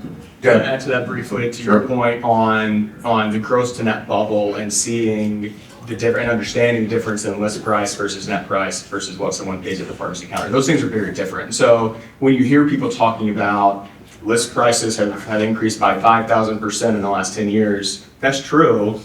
Let's pull back the curtain and talk about where those funds are going, what patients and out-of-pocket costs actually look like on the back end. Because when you have the gross to net bubble continuing to grow, which I think with some of the PBM policies that we've done through Senate Finance Committee, it'll either fully kind of burst that bubble or very quickly and dramatically reduce that. All of that to say, a scenario in which a senior or anyone with a rare chronic condition is going to the pharmacy counter and paying more at the pharmacy than what their plan sponsor paid to acquire their medication, it's just not appropriate in any way, shape, or form. And I have not met, even from some of our friends in the PBM industry, that have been able to actually have a real argument of why that happens and why that's acceptable, because it's not. And when you see for every dollar in the pharmaceutical supply chain, 40 or 50% of every dollar going to middlemen providing no direct service to patients, that's concerning. And the last point I'll make, the dynamic on PBM's fiduciary responsibility and who they're responsible to.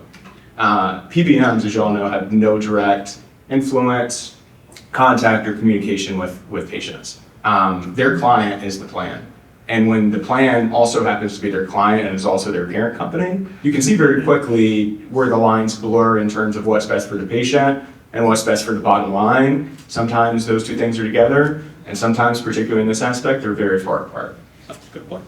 Yeah, I'm glad you guys brought that up in terms of especially with 2025 on the Medicare side, it's going to be a major overhaul.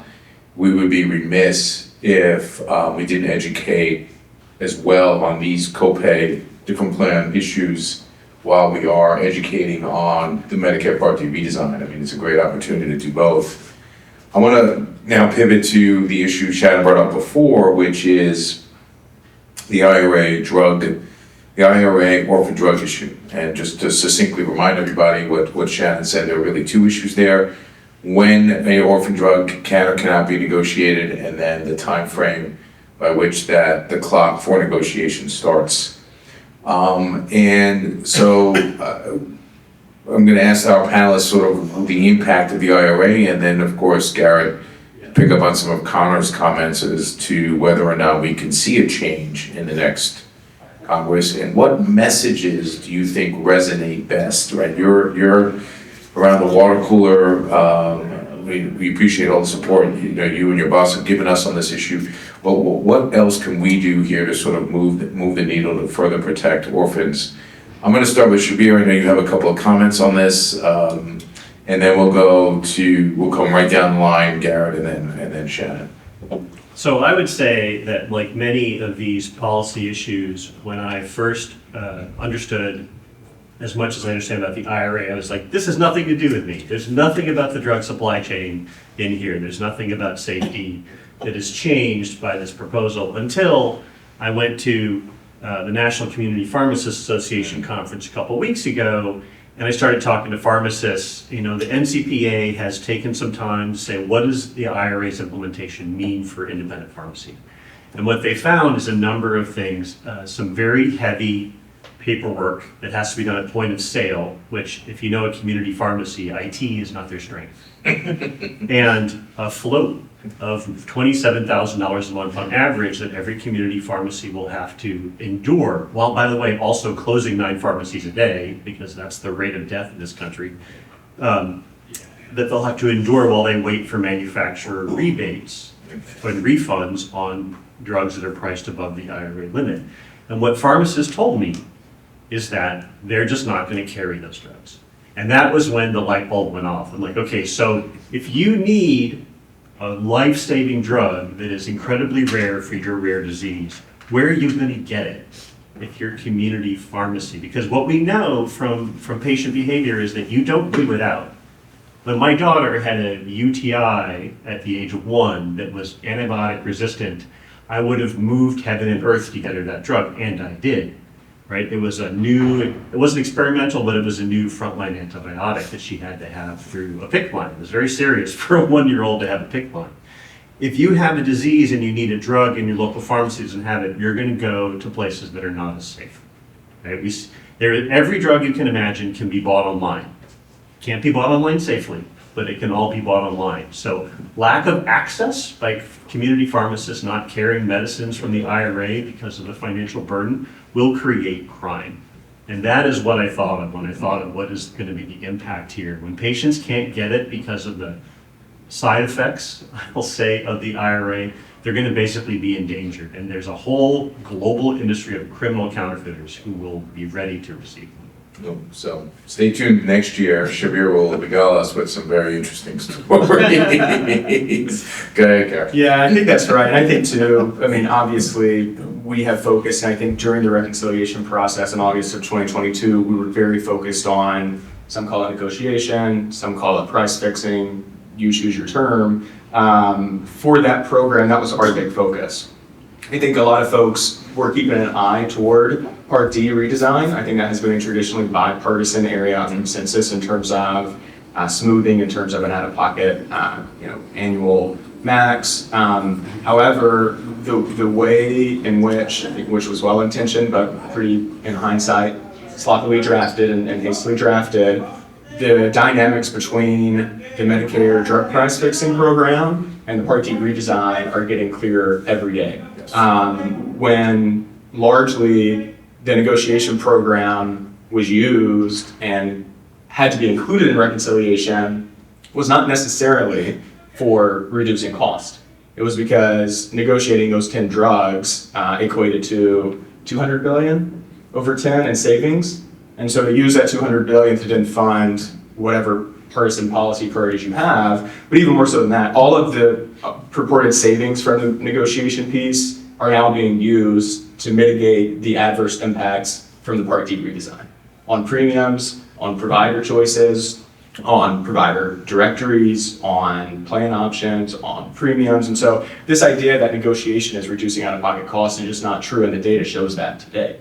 So that brings me to my second point, which is I think what we've seen so far is a real hesitancy, particularly from those who were intimately involved in drafting IRA, to kind of admit that this is not, in fact, a perfectly drafted piece of legislation, believe it or not, and we do have to go back to the drawing board. And I think we've seen some members here, and unfortunately some of them have either transitioned out or on their way out at the end of this year, who have been willing to stand up and say, you're right, this narrowly targeted provision that has a distinction between the small molecule and biologic negotiation timelines between 9 and 13, maybe we should increase that to be equivalent. The orphan cure and the orphan indication, maybe we should change that and allow additional indications. For plasma-derived therapies, maybe we should exempt them from some of the rebates. For a variety of other pieces of legislation. And so all that to say, we've seen bipartisan coalescing around a couple of ideas that are very targeted, very tailored. I think we as in Republicans have done a very good job of not getting into the Obamacare repeal and replace argument, because that is not happening. IRA is here to stay, much like the ACA is here to stay. Mm-hmm. So the question then becomes, what can we do around the edges and within the margins to make a real difference? And I think we've seen with those couple pieces of legislation introduced, a very good possibility that we see some of those enacted next year. And my final point on that is, given that the House was just called yesterday, Republican trifecta, obviously in the Senate you usually need 60 votes to pass any legislation. There's one process called reconciliation, which Senate Democrats use both for the American Rescue Plan and the Inflation Reduction Act, that only requires 51 votes.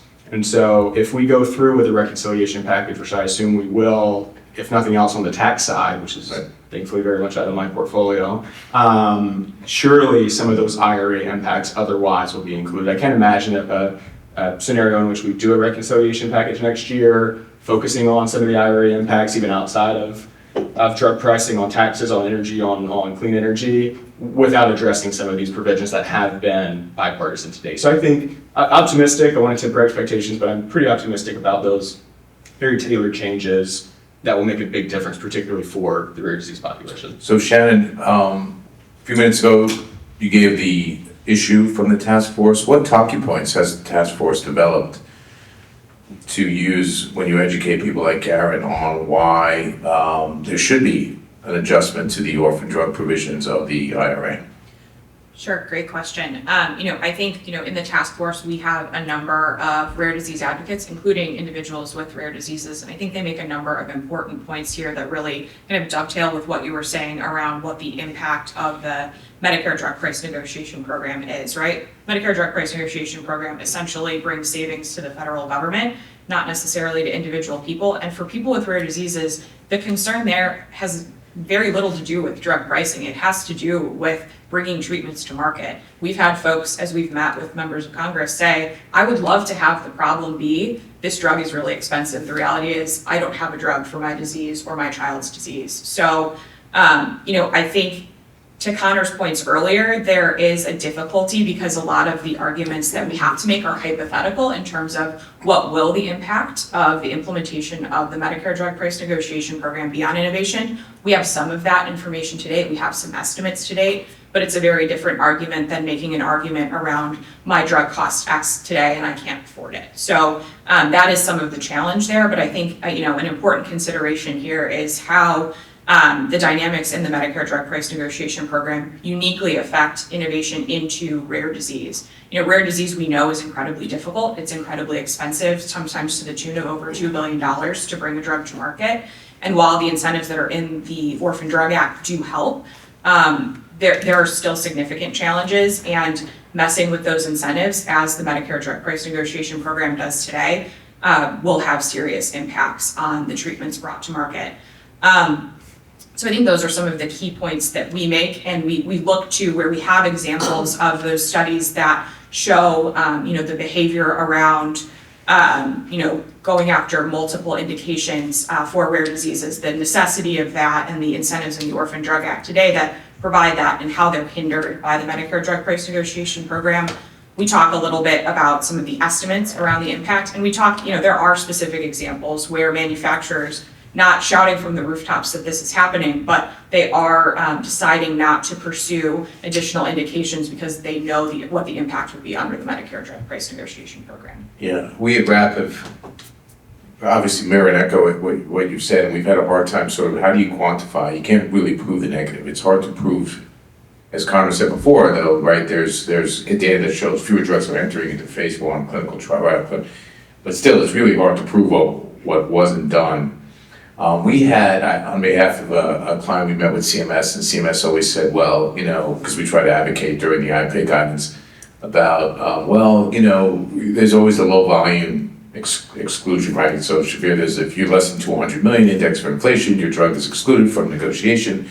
And the CEO sat there and flat out looked at the agency straight in the face and said, that's the opposite of what we should be doing as a society. You're incentivizing me not to be more successful, not to have more shots on goal, right? My job as a CEO is to take as many shots as I can, get as many patients, right? It was just a very interesting, really crystallized for me, sort of the significant disconnect between the government and sort of reality here, which leads me to, we only have a few minutes left, so I'm gonna, again, go off script here. So Shabir, stop writing notes because it's not gonna mean anything. And we can go off script here and sort of say, okay, when you're here next year on this panel, what do you think will have occurred that you were most happy about and impressed with, and what do you think will have occurred that really kept you up at night or you were really disappointed didn't happen?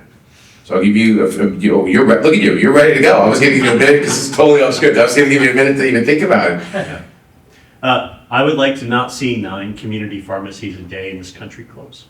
A year from now, I would like to hear pharmacists at the National Community Pharmacy Association tell me about the opportunities they have, and not have the 3rd generation of pharmacists tell me how they had to close their family chain that's been open for 3 generations. That would be great. The thing that I'm most afraid about is something that's happened, and I'm afraid it's going to happen more, which is that, forgive me for a slight story. Please. In 2021, on Thanksgiving, PBM CVS Caremark told 150,000 American patients they had to switch off Eliquis, a blood thinner. There is no medical reason for this. 150,000 patients across this country don't have the same medical condition. It was clearly a business decision, which they have not admitted to, but they never said there was any medical reason. In the wake of that, I don't know if they were negotiating a higher rebate with the manufacturer, but in the wake of that, what happened is that patients went to every other source for it. Sometimes they had to switch to another treatment in class, which is not easy. If you know anything about that category of drugs, you don't just drop one and pick up another. You have to actually get to the right dose, and the consequences of failure are heart attack and stroke, right? This is not theoretical. Just in June, a paper came out from researchers who went back and found about 250 of those patients who were non-medically switched, and found that 11% of them had heart attack and stroke as a result of it. Another significant percent of them just stopped taking the drug altogether. You don't stop taking a blood thinner because your insurance doesn't cover it. That's a deadly event. I'm surprised that hasn't happened more, and I would not like to see another story like that next year. Yeah, it's terrifying. Yeah. Go ahead, Shannon, your turn. We'll give Garrett another minute to noodle on it. Go ahead. Sure, and I'll cabin this by saying, a couple of these are kind of, in my mind, lower hanging fruit, very realistic goals for the next year, and a couple of them are things I would really like to see Congress focus on. But it's going to be a tough year for a number of reasons, so I do recognize that. I think for people with rare diseases, I think there's 3 areas that I think about that are ripe for congressional action in 2025 or end of 2024, if that's possible. Right, protect and expand innovation into new rare disease treatments. Make sure that individuals have access to the diagnostic tools so that they can receive a diagnosis for their rare disease, as well as look at options, adjusting those incentives to make sure that people have access to affordable medicines. We've talked a lot about PBMs and their behavior and, the possibilities around transparency and accountability. I think those are really important. And then I think further investigation and scrutiny on PBM behavior, which I think at times is anti-competitive behavior, will be important. In the diagnostic space, I think it would be useful to see additional focus on making sure that, particularly in Medicaid, which covers half of all children, there is sufficient coverage for genetic and genomic sequencing, allowing people with rare diseases, particularly children, to get to that diagnosis faster. It's often called a diagnostic odyssey because it takes sometimes 5 years to get a diagnosis. So making sure that whole genome sequencing, which can look at the individual's entire genome, can be covered in Medicaid would be one area to look at. Also, newborn screening. Many states do not cover the full panel of newborn screening that's recommended by HRSA, and I think that's an additional area for further exploration too. In terms of innovation, which I think is a key important goal for people with rare diseases, only 5% of whom have an FDA-approved treatment. I think at a minimum, I would like to see just adjustment of this provision. I think in many ways, the orphan drug exclusion in Medicare drug price negotiation is an unintended consequence. And if the design is to protect orphan drugs, there are very simple technical tweaks that Congress can make to make sure that that innovation is protected. But beyond that, I think that there is more that Congress can be doing to advance innovation into rare diseases. You think about some of the other incentives in the Orphan Drug Act around innovation, the orphan drug tax credit in particular. If next year is a tax year, is there an opportunity to look at increasing or expanding that tax credit to make sure that we can really move the needle on innovation to treat some of these rare diseases? Just a small list for you there, Karen. Yeah. You weren't taking any notes In here. addition to No, seriously. which I fully agree with. I think two general things to start. Number one, I think we have to get out of the mindset here of letting the perfect be the enemy of the good. Number one. Number two, everyone here wants the grand slam, right? They want the PBM reform. They want the Medicare reform. They want the FDA reform. They want the CMS reform, as everyone does. But I think there's real value in taking a step back and understanding how rare those grand slams are and start putting value and real efforts into the singles and doubles that can add up in the long run to make a true difference. And so that's what I'm most concerned about, is us continuing to kind of spin our wheels and trying to figure out what we want to do. And I think it's, again, like I said earlier, it's going to be a huge missed opportunity and a real disservice, most importantly, to patients and community pharmacists, but really everyone, if we don't get PBM reform across the finish line either at the end of this year or very early next year. And then I think more generally, as it relates to IRA, as it relates to MACRA and PAMA and even American Rescue Plan, going back to the drawing board and being objective. What's worked? What has worked as everyone said it would?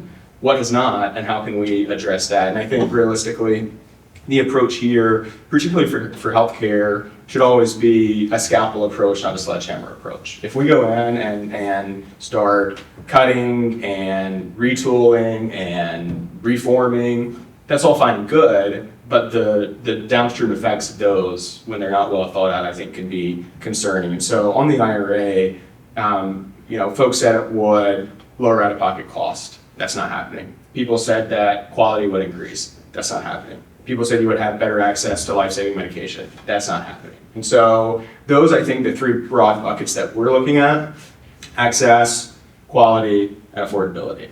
And those three things have to go in tandem and have to be kind of our guiding star for any health reform, particularly in IRA, but even in macros, we're looking at APMs and MIPS and all of these things that we've been talking about for a long time that we thought we were going to do this spring that we didn't get a chance to do. I think there's some really good ideas, and to Connor and Polly's credit, they have done a very good job of making sure members and personal offices on the finance committee are engaged and up to speed, knowing about the big laundry list we're going to have as we get into 2025. Yeah, and we didn't even touch on 340B. But I want to leave a few minutes for any questions from the audience. Anybody? Yes, go ahead. George Koutros from Sanofi Life Sciences. Thank you so much for your presentations. One comment and one question. For the IRA, maybe the new Department of Government Efficiency could take a second look at that It's a wish list right there. But the question would be, probably more for Garrett, but also Shannon. What specific actions do you include within PBM reform? So as you look towards maybe this year or into next year, this lame duck into next year, but what specifically would be reformed? Yeah, PBMs? that's a Hold good up, point. yeah, repeat the question, because I don't know if the camera could pick up George's question. Question is specific, when we talk about PBM reform, what are the specific levers we're looking at to pull to make sure that goes through and what that entails? I think two things. Number one, House Ways and Means and House E&C have done a lot of work on PBMs. Likewise, Senate Finance Committee unanimously, which if you see the makeup of the Senate Finance Committee, you would not say we're passing something out unanimously. We passed out PBM reform unanimously. And so included in that, delinking, banning spread pricing in Medicaid, increasing and establishing requirements for PBMs to plans and then plans to Medicare for a lot of this data. And so again, I think there's still a lot more we could do and want to do. Hadn't even gotten into tiering and formulary replacement and biosimilars versus generics versus brand and all of those things. But I think it's going to be a really good step to just have a new foundation as springboard to get to some of those bigger fish. And again, not saying anything that we've done in finance is not, because I think it's going to make a real difference, but that'll give us a good foundation to have more conversations moving forward. And having that iterative improvement process, knowing, again, it's not going to be perfect, let's do what we can, and then take another stab at it as we go closer. And so I would just say the menu of options for PBM reform, if you look at what finance has reported out and what the House equivalent jurisdictional committees have reported out, you get a good sense of what's on the menu of options for PBM reform, both hopefully for this year, but most importantly to kind of cut and paste as we get to January 3rd of next year. That's a good question. Yeah. Thank you.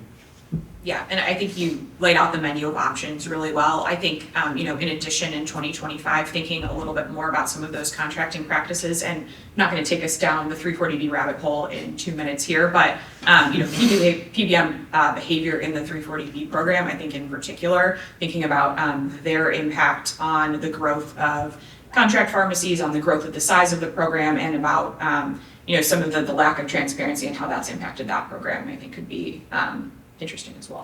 For me, 340B, PBM reform, if Congress does nothing, they should delink.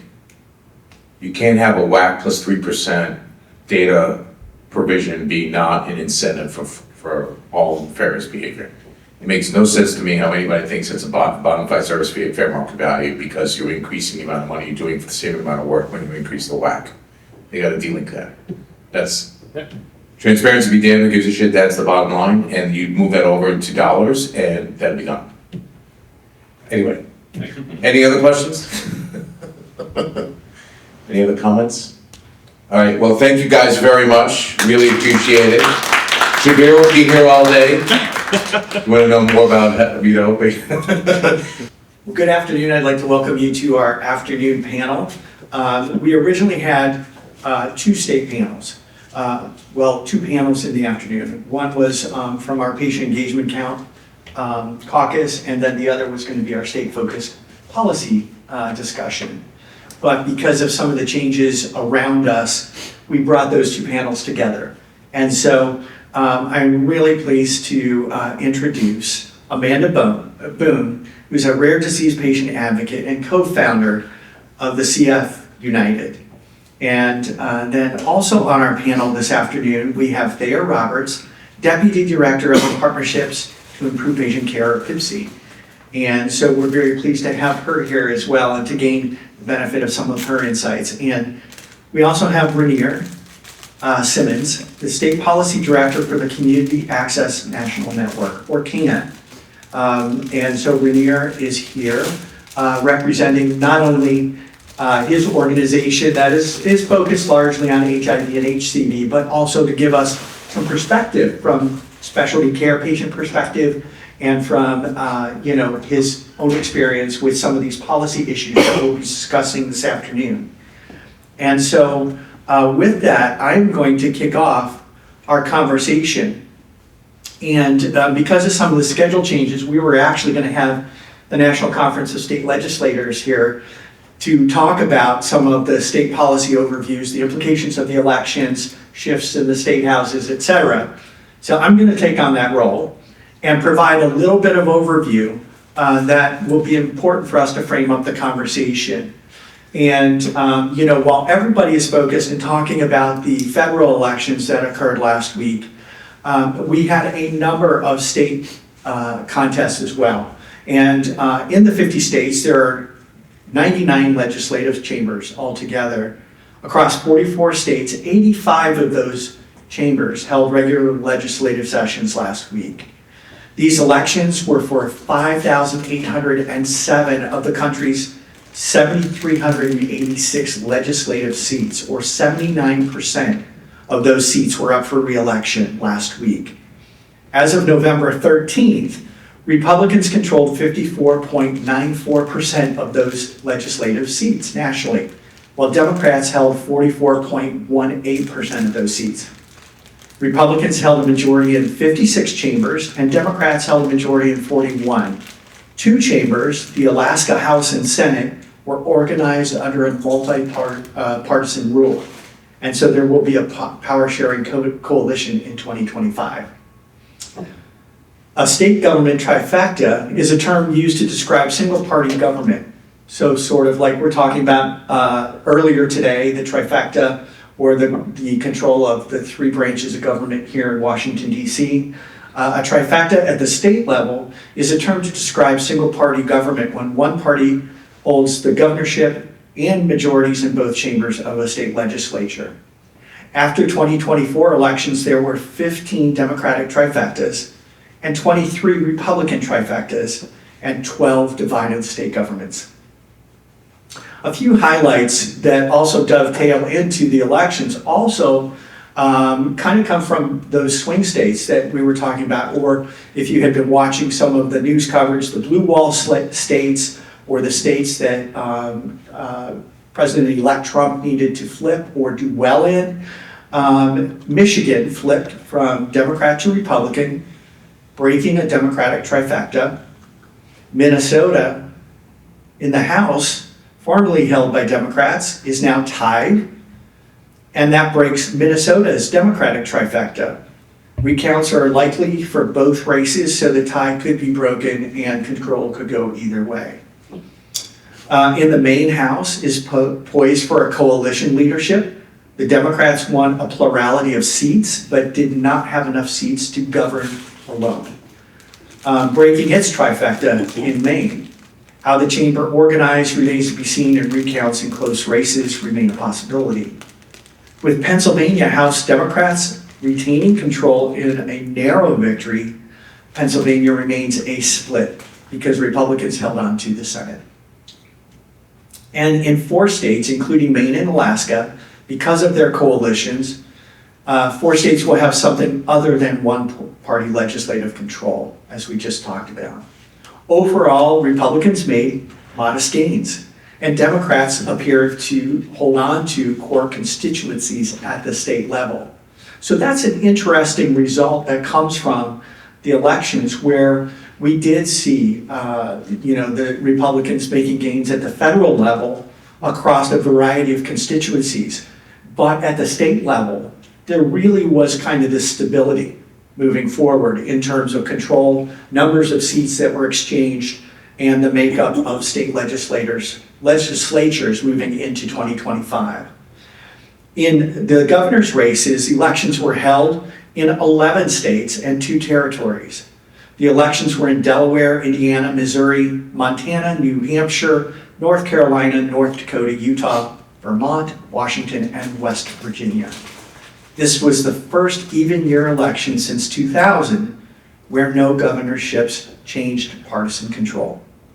And I think that's an interest, again, as we were talking about the national elections, and we look at the results at the state level, there was much more stability that was occurring at the state level than people have been talking about, at least to this point. Heading into 2024 elections, 27 were Republican governors and 23 were Democratic governors. These numbers remained unchanged. This is the overall snapshot of the election outcomes. Most of the states saw an amount of stability that has been seen in other recent elections, with legislative control remaining largely unchanged. There were some gains around the periphery, but not substantial enough to change kind of the overall numbers of which party holds which chamber. Further, there was slight growth of trifecta government, which handed single-party control to some states. So with this, the election largely in the rearview mirror, where do we see the emerging issues for rare patient access, as well as potential solutions that will provide real benefits to patients? At RAAP, we have spent the last 4 months preparing for 2025, as have many of my colleagues here on the panel. With our focus continuing to be on areas where there are either threats to patient access or areas where we can work with stakeholders to make a difference in patient access and affordability.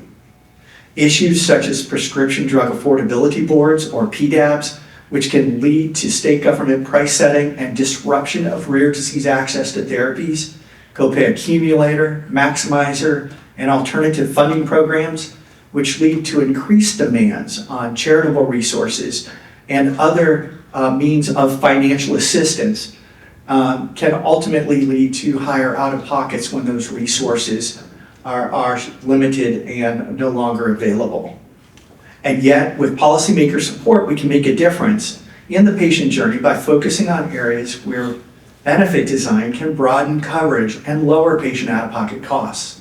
For example, encouraging plans to make capped copay options available on the individual market, as in 6 states currently requiring this, banning copay accumulator programs, as in 19 states, requiring Medicare Part B plans to offer Medigap options for patients who are disabled or under age 65, and requiring Medicaid programs to empanel patients and rare disease specialists on Medicaid decision-making panels to align access to rare therapies with the patient journey.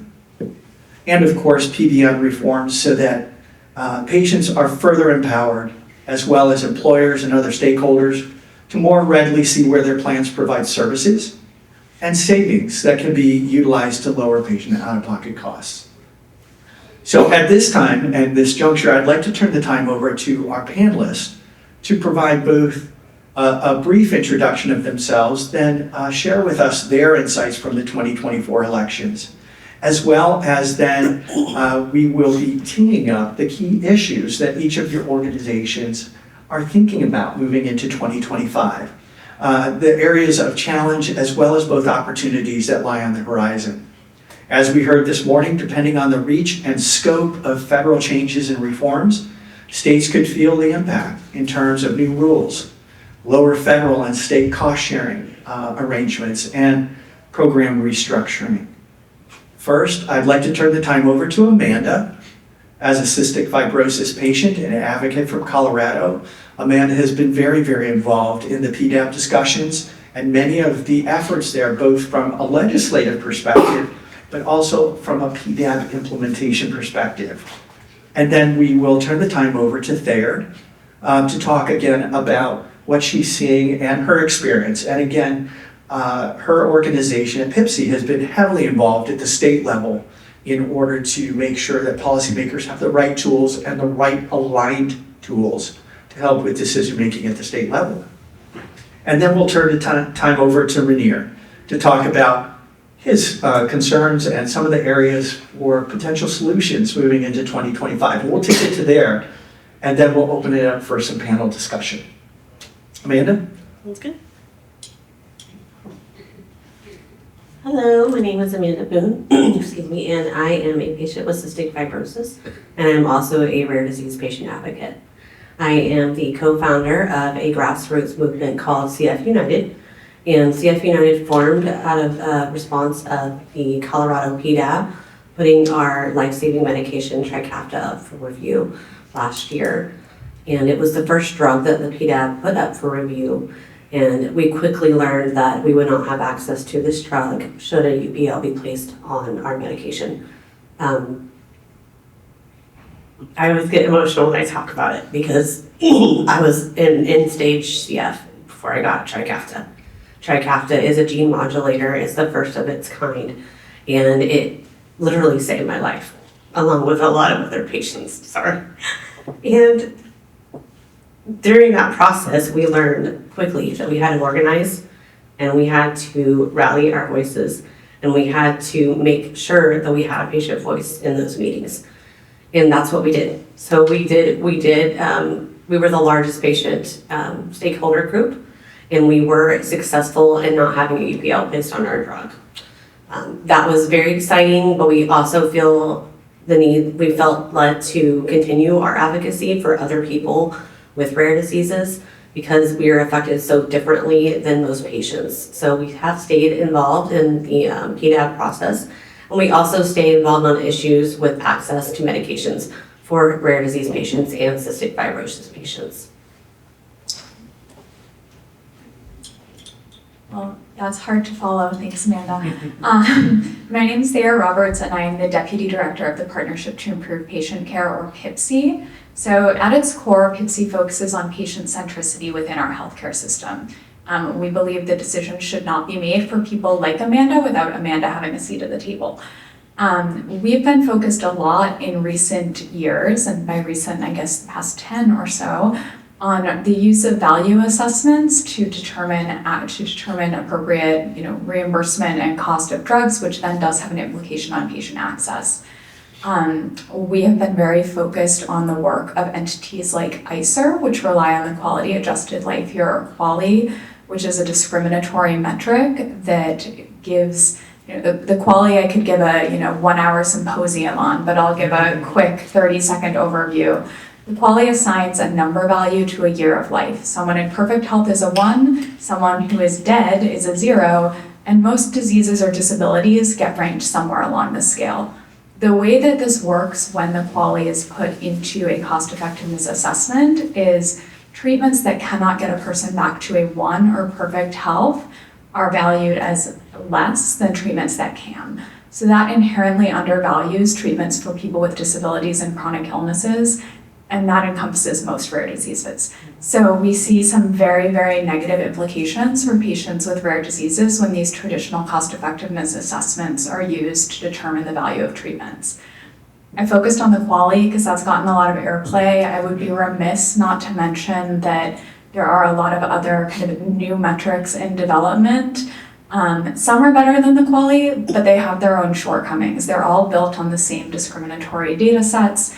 And even the data sets that may not be discriminatory are not good. We're not talking about real world data. We're not talking about current data.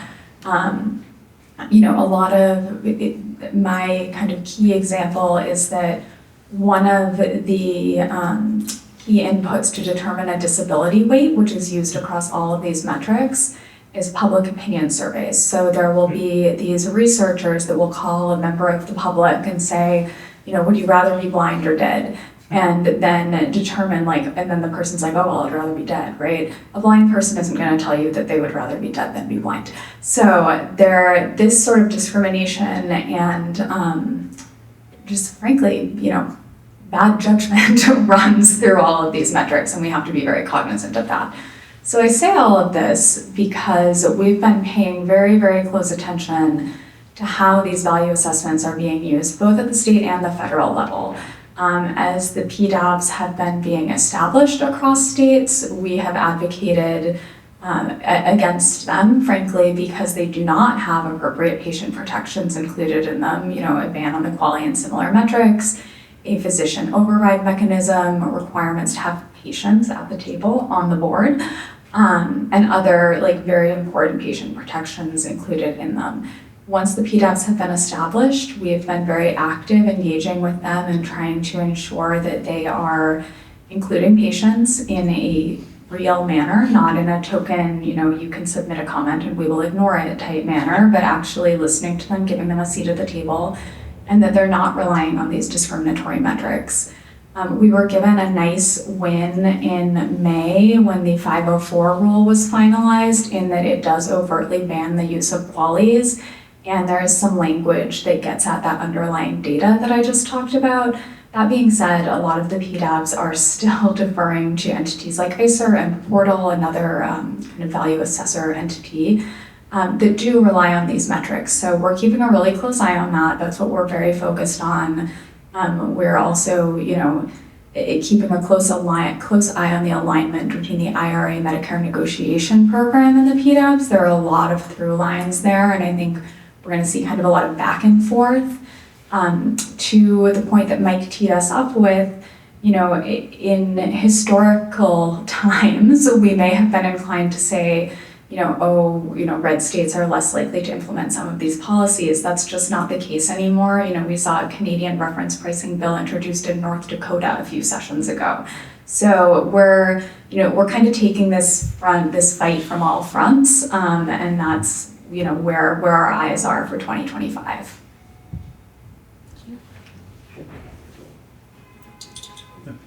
Hello, my name is Rainier Simons. I'm the Director of State Policy for CAN, Community Access National Network. So our focus is mainly on HIV and HCV, but we also look at all diseases because things don't exist in a vacuum. Something that will affect patient access for HIV medications will also affect patient access for different rare disease indications, things of that nature. So we are always advocates of reaching out to all parties and trying to help people to get inroads, to get access to the legislation to speak to, figure out ways to improve their messaging and fine tune that. We're always about coalition building and partnerships. So that being said, CAN has been also very focused on PDABs in every state. And what we've been noticing is that a lot of the PDABs don't really focus on what they should be focusing on.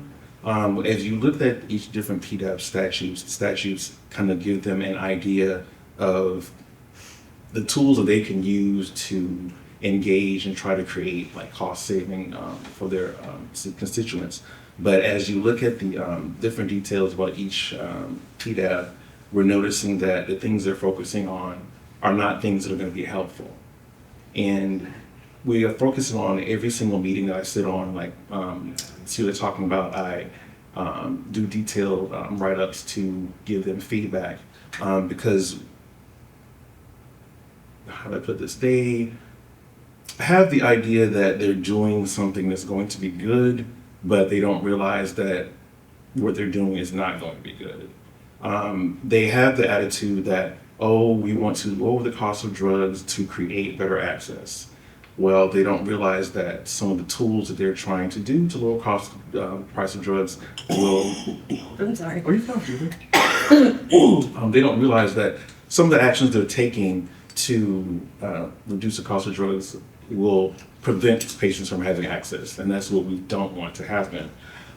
So we've been focusing a lot on educating different boards with the problems that we see that has to do with some of their activities.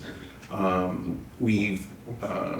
mentioned especially about patient input, things of that nature. We've noticed that a lot of the boards, they have expressed concerns that they want more patient input, but they're not making good efforts to go and get it.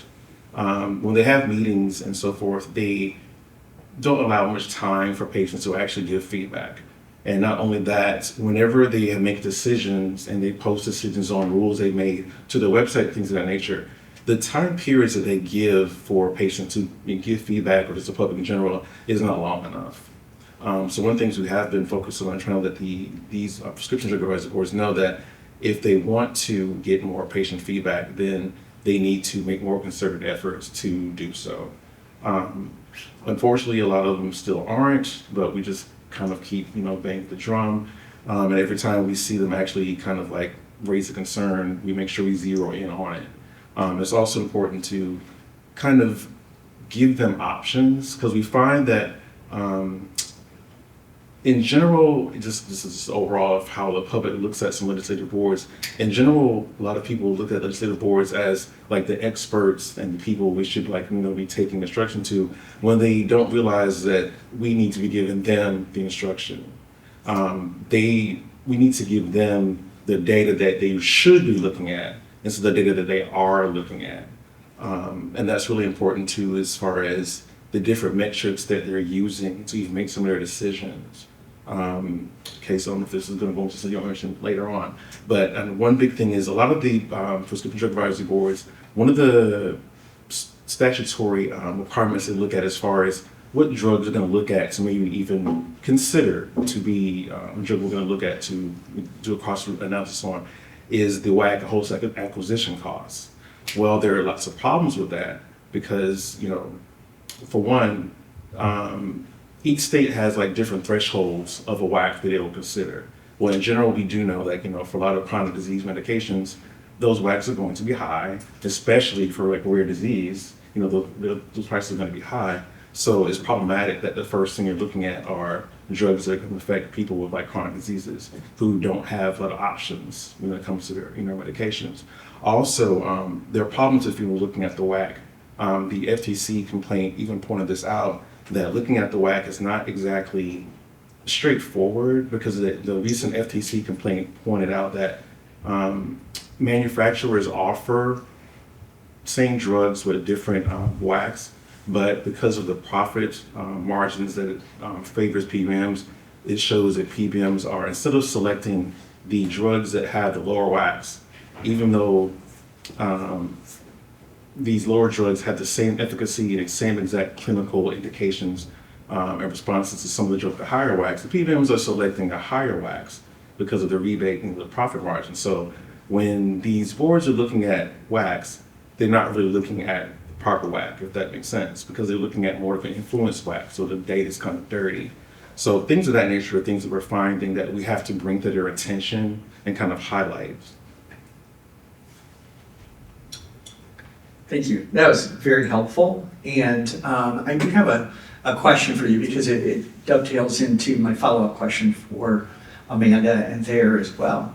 You talked about, the criteria that are used to actually select the drugs that would go through a review process and then potentially move into an upper payment limit process where kind of things would come together and then set a threshold where, payers in our state can only pay up to this.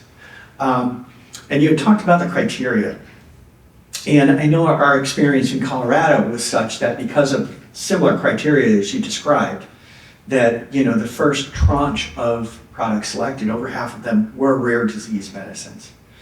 Can you share with us a little bit about how states are just constructing that, and then how do they view the input from patients at that very first step?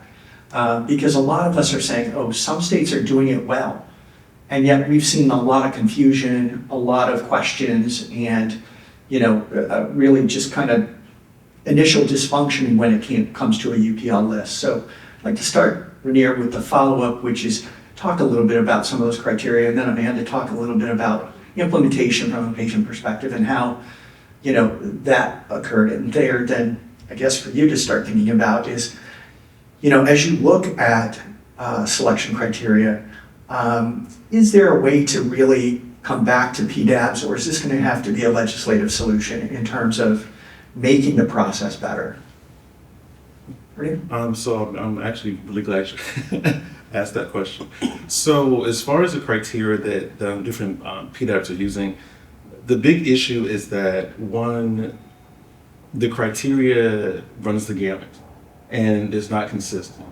And additionally, as these PDAPs are going forward with their planning deliberation, each one is in different stages. You have some that are far along with the others. You have some that are still in the process of even kind of defining themselves and how they operate.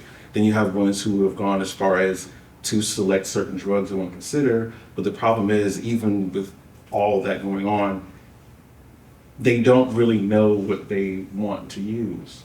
So they have a very long list of criteria, such as they look at WAC, they look at the utilization of statement, how many patients are using the drug. They look at patient out-of-pocket costs. However, even when you look at patient out-of-pocket costs, they don't really look at patient out-of-pocket costs. They're just thinking about like the copay or maybe what they're paying at the pharmacy, but they're not looking at, okay, what does it cost these patients to go and get their medications? What does it cost a patient to have to go and see the doctor for that appointment to get that medication? They're not looking at the cost of if decisions are made where pharmacies have to close, now patients have to make more expense to like go further to get their medication. So they aren't looking at things correctly that way. And additionally, when it comes to the criteria they're picking, they have a long list of statutory criteria that are given by their states. But even when they're having deliberations about these things, a lot of them don't have a good definition of what they're defining as the problem. Does that make sense? So they have all these criteria, but they have not defined what they think or what they are calling what affordability is, because they just, some just think, okay, well, this drug is so expensive, we're gonna look at the price of the drug. Well, that's not affordability. That's not an affordability problem. So they haven't really defined, a lot of them, what they're trying to achieve, which is the problem. So then when you have a long list of criteria and you also don't have a good definition of what problem you're trying to fix, but yet and still you have a tool you're trying to use, it's a snowball effect. Right. So that's another thing we try to educate them about that, or we're attempting to. And as far as patients, trying to chime in on that, we are hoping that as we continue to tell them that you do need to have more patient input, that as they get it, that will kind of help ameliorate some of those problems. Because if they get more patient input, that will help them to figure out, okay, here's what a real problem is. This is what affordability looks like from the patient perspective. Maybe we shouldn't just be looking at, oh, this drug costs too much. If they talk to the patients, get more input, they can figure out other things they can be looking at. So. Terrific. Amanda? And the question for me was how patients are implementing. And interfacing with the PDAPs, particularly in the formative period of time. And I know we've talked about it, you and I, a lot about what happened in Colorado. And again, Colorado is being used as an example of how PDAPs work and are actually moving forward. And yet the patient perspective may be slightly different than that. Yes, so Colorado is the most far along because they do have the UPL statute, and they also have done 5 drugs. They have reviewed 5 drugs. They have not placed a UPL on the 2 that they did vote unaffordable. Or was it 3? 2 or 3? I think it was 3. 3, yeah. Cosentyx, Stelara, and Enbrel. But the 2 that did not get UPLs, which was Genvoya and Trikafta, they have did not engage with any of the stakeholders. So when I say they did not engage, we have, in the rare disease community, you usually have one provider or one clinic that you go to, if you even have it. I drive 2 hours away to go to my clinic, and that's pretty common in the rare disease realm, sometimes even out of state. And so it would have taken one Google search to find out who my provider was, find out who my social worker is at the clinic, to let the patients know, hey, when you're putting up your drug for review, give us advance notice. That was not done.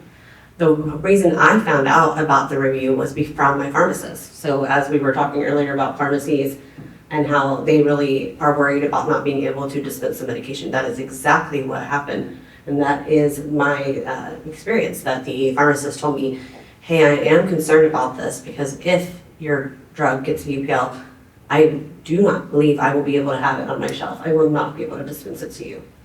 That is what sent me off into a red alert situation and decided, hey, I need to really get involved in this. But the burden is put on the patients to find other patients, whereas the burden is not put on the insurance, division. They're not engaging with patients. So that is something we have really, a lot of patient advocates we have really spoke up about and said, hey, you need to take this undue burden off of us. We already have a lot of things in our life that we have to do, and we can't just be finding all these patients for you. And there are multiple mass health entities in Colorado that are huge that they could be utilizing, and in fact 2 of the board members work for those entities. So Denver Health, UC Health, those entities could be doing a flyer, could be doing a email out, or in their newsletter they could be saying, hey, this is what's going on, just to give people a heads up. We have even provided that input for them in the one-pagers. They won't do it. So therefore, they're stating that they are doing a good job with patient engagement, but they are not.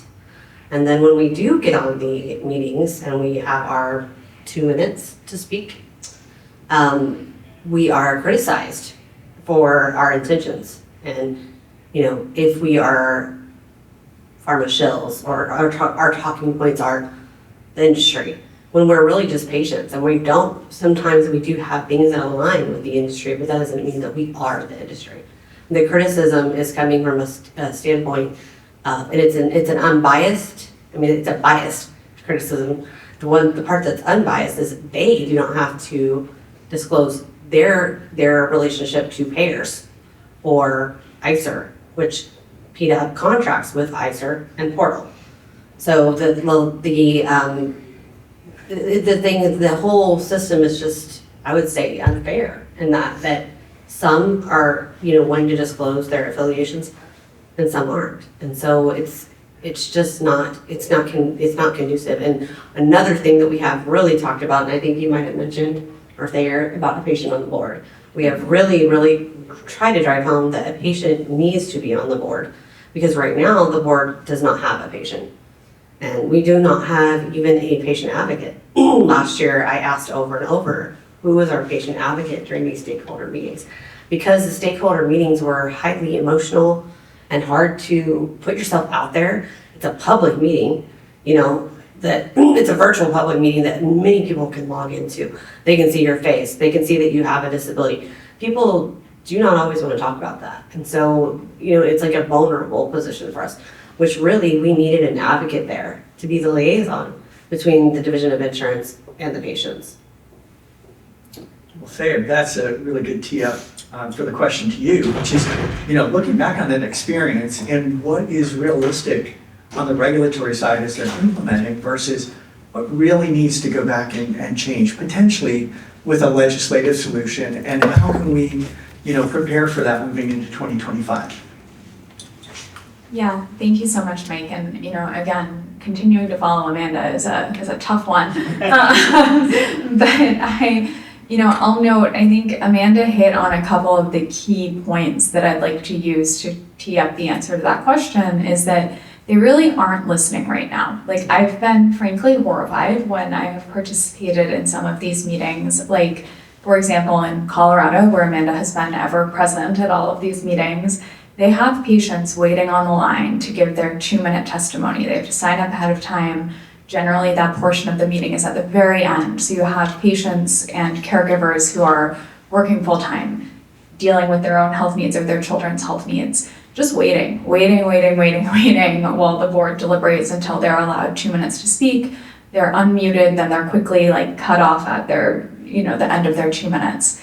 So leading up to that time, the board is debating and discussing, and there were so many questions that they were struggling to understand, and were debating amongst themselves as if there wasn't an answer to it, that had they just unmuted the patients and allowed them to answer, they would have gotten the answer very clearly, like a misunderstanding of how copays work, what a copay accumulator is, how patient assistance programs work. Any of the patients on that line could have answered that for them, no problem, but they weren't allowed to speak at that moment in time.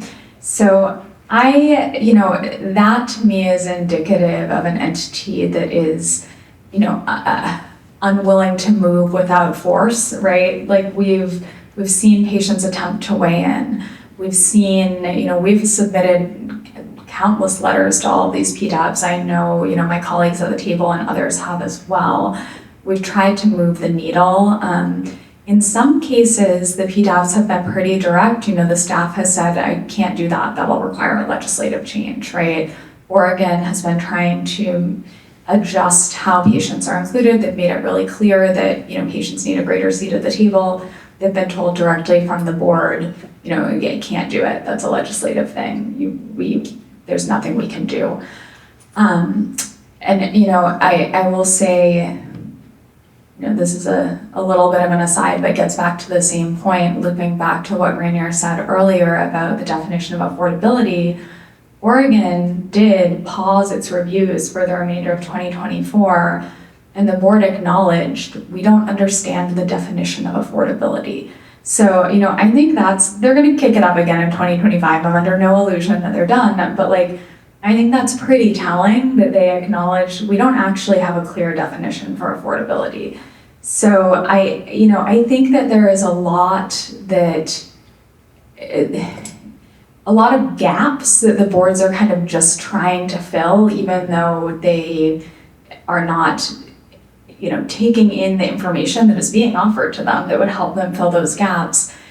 And it makes me hesitant to think that they're going to start acting, like a good actor in the best interest of patients without some force. So I do think we're gonna need some legislative oversight of these boards.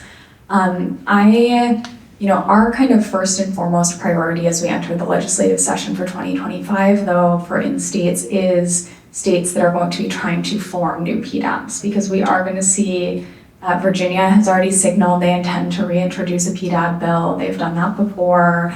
Maryland, there's rumblings that they may try and increase the breadth of their PDAB through their legislative session. First and foremost, we're going to be in the mode of trying to educate lawmakers in states that are looking to expand or establish new PDABs and trying to pull that back and rein it in a bit. We're also going to have a keen eye towards how these PDABs, either already established or those that we're seeing introduced, are pulling in IRA MFP. We don't know how that's going to work yet. We anticipate some negative implications from the Medicare negotiation program and from those MFPs, and PDABs are we're already seeing text for PDABs that will be introduced saying specifically that they're going to cite MFP. We've seen some PDABs that are already up and rolling saying, MFP is a good place for us to look. So that makes us nervous. So that's going to be another real focus in terms of trying to slap up some guardrails there before we have another problem that gets out of hand.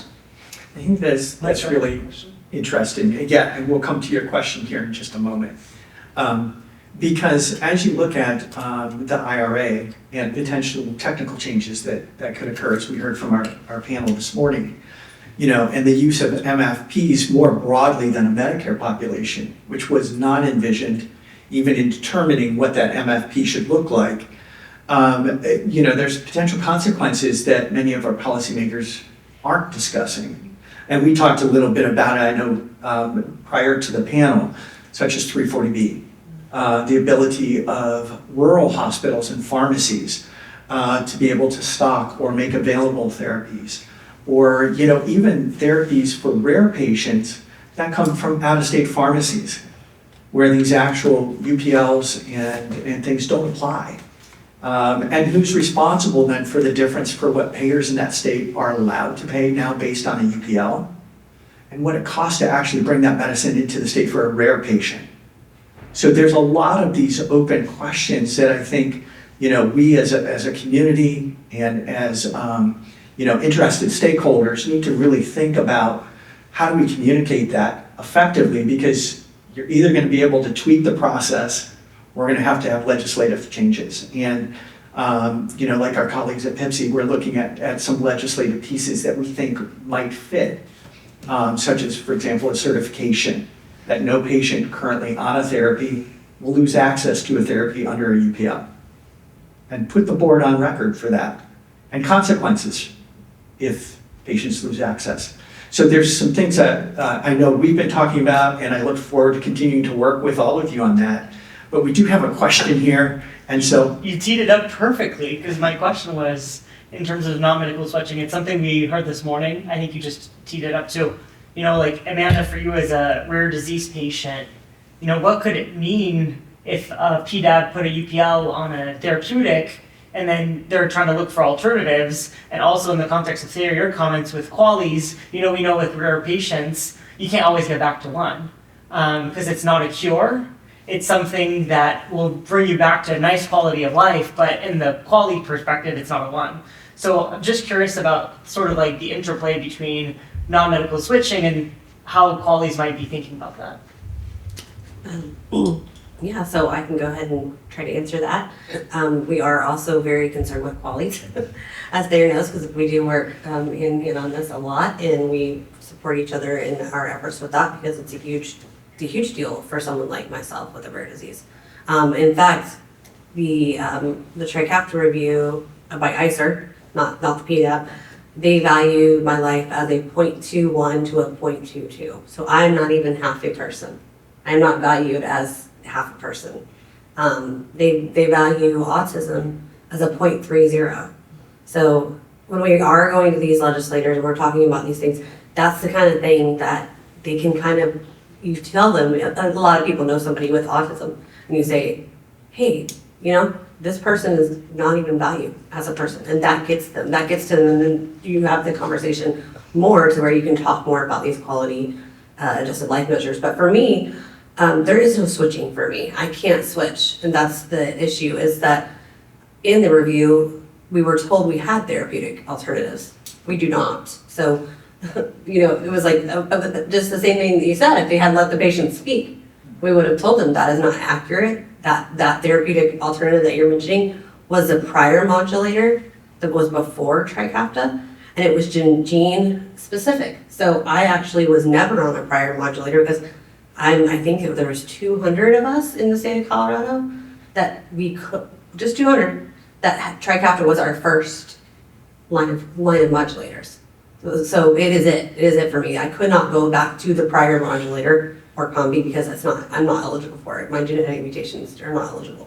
Excuse me, not to mention the people who were eligible for that other drug, they did not have the same results at all. I mean, not even like remotely with our Combi. In fact, it did help a little, but it did not have the life-altering results that Trikafta has had. So when they are telling us, you know, hey, can't you go on a more affordable drug? And the other thing is that more affordable drug is not always more affordable. So the one they want you to switch to, it's like, again, what is affordability? And the ones they want us to switch to is not always going to save the patient money. So I'm gonna chime in. Amanda said, you know, 90% of what I would have said, but I think that there are 2 points I'd like to make on top of hers. One, this is a really good opportunity to make a plug for HR 485, the bill that would officially ban qualities and similar metrics beyond just Medicare into all federal programs. That would be huge. As I mentioned, the 504 rule was excellent. It would be wonderful to have this in legislation, and then that would help us solve some of these problems that we're seeing in the states, and frankly, in places in the federal level. When you look at this, would encompass CMMI, so we wouldn't have these like looming fears of demos and things like that. So, you know, I'll make that note. I also think just in looking towards the future, you know, another thing that Amanda mentioned struck me in that this type of policy does have the potential to rear up in other capacities, right? I mentioned the Canadian reference pricing bill a few years ago. That was kind of trendy that year for states to take that approach. There, you know, with a second, not new, incoming Trump administration, most favored nations was, you know, one of his proposed solutions to the drug pricing issue. The reality is, to Amanda's point about Trikafta and or Combi, in countries that do rely on this type of system for all of their drug pricing, they have a formal HTA and there are, you know, upper payment limits set on everything. Some drugs are available, some are not.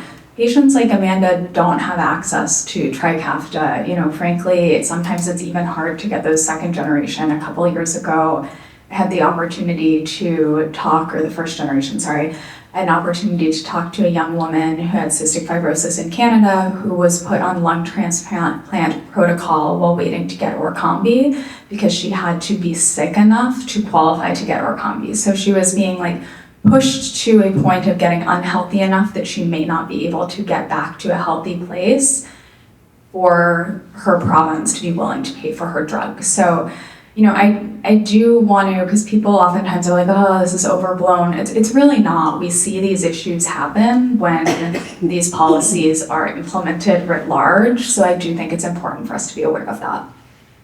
I had one small thing to chime in. I'm glad you brought up qualities.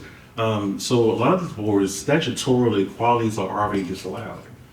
But the issue is that, I can't remember which state did it, but one state meeting I was sitting in on, while they know that qualities are disallowed to be used in consideration for UPLs and things of that nature, they are still adamant about using research where quality methodology might have been used to gather insight, because their argument is, well, we're not going to use the quality to create an UPL, but we'd be remiss not to look at the research, which still might help helpful information that we might be able to use. We just won't use it to make the UPL. So you're doing a back door into still using quality information. Well, yeah, and the 504 rule prohibits all of that. So legally, that should not be happening. And Amanda, I know, is taking some efforts to address that. Yes. So that kind of leads us to an interesting discussion, and that is, Amanda, as you were talking about those 2 minutes that you get to testify, and Mike, she had a question on this Okay, topic. sorry. oh, I just had a question about what you had mentioned right before you introduced the previous question about 340B. I'm also a leader protecting 340B, and I, with the Johnson & Johnson assuming HRSA over the rebate model and the incoming Trump administration, I'm curious what you guys see as the future for 340B for rare disease patients with contract pharmacy issues and this new rebate issue. I'd just love to hear your thoughts. that is a really good question. Did you guys all get the question? So if I could restate the question, which is, with the Trump administration coming in, you're going to have new leadership at HRSA and HHS, and there may be another look at 340B. And with states, moving down the PDAP path and potential, changes or structural changes even to 340B, what could be the potential implications of an incoming administration on that program specifically? Exactly, yeah, and I'm especially concerned about the new rebate issue with J&J and HRSA as well. I'm just curious what you guys think. Are you talking about the lawsuit? Yeah, I did hear about that. Any thoughts from our panel on that? I'll take it. So the 340B, I do serve on the 340B committee because of the impact it has on patients and the medical debt that, is mountain high for a lot of patients. And I think that, what I've heard in Colorado is that, a war is amping up. It's been like this, right? But all of a sudden now, because of the J&J lawsuit, now they are, both entities are going hard to try to fight this. And so I am curious to see how the Trump administration handles the 340B issue, because it's been an issue for a long time. It's not new. Yeah. It's really been, a constant, but I don't know exactly how they will handle it. I would think that they would be, because of, I shouldn't say this, but because of RFK and some of his things that he does, I would think they would be more for transparency. I would think that that would be like, hey, if we're going after the PBMs, we're going after all, these are all transparency issues.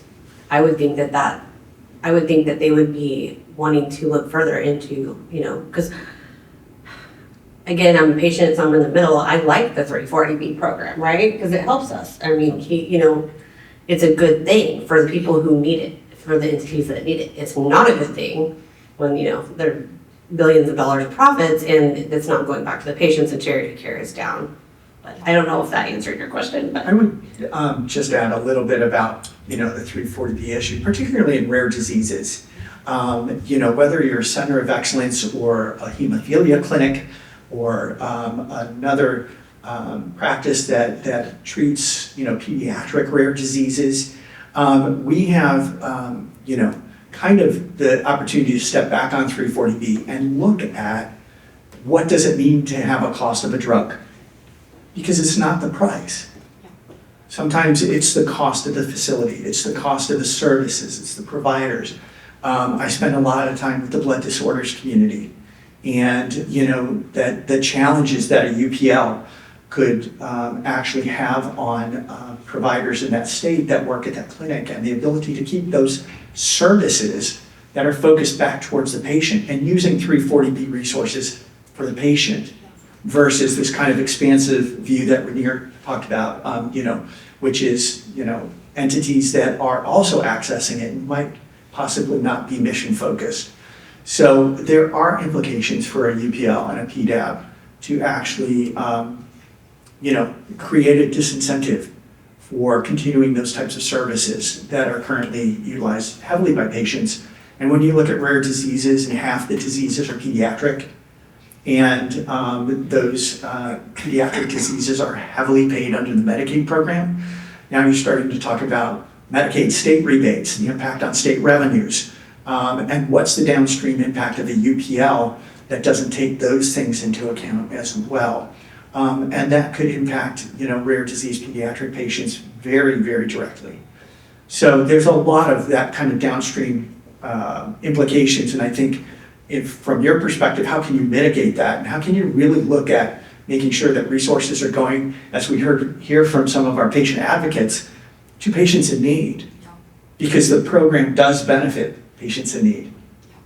Yeah, that's very helpful. And I just also, that's Dave's the leader, he's in the 340B working group. I was just curious what you guys thought, so it's really helpful. And we would love to follow up with you on that as well. So please feel free to reach out to us on that. I did have another question about kind of, to Amanda's point, when, we stand in line as advocates. We're waiting to testify, whether it's virtually in Colorado or whether it's live in Richmond or Annapolis.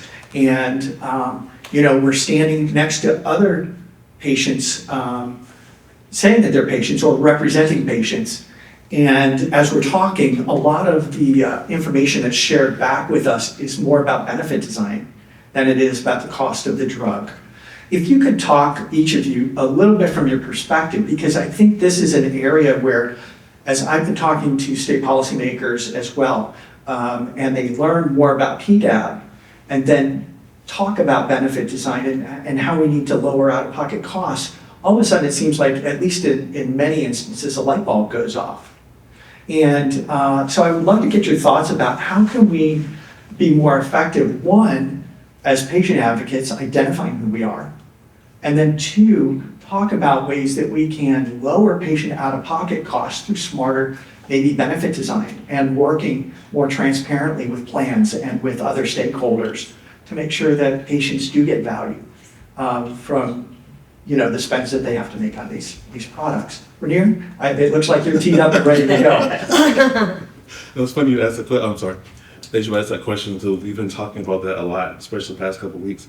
So it's really interesting because when you're watching these board meetings, some of these boards really truly they just don't understand how it all works. They don't understand how plan design influences what the patients pay. It's not the manufacturer's charging for the drug, it's what the plan is, the structure of it, the way the PBM is set up, co-pays, co-insurances, things of that nature, and how that is more of what affects what the patients pay.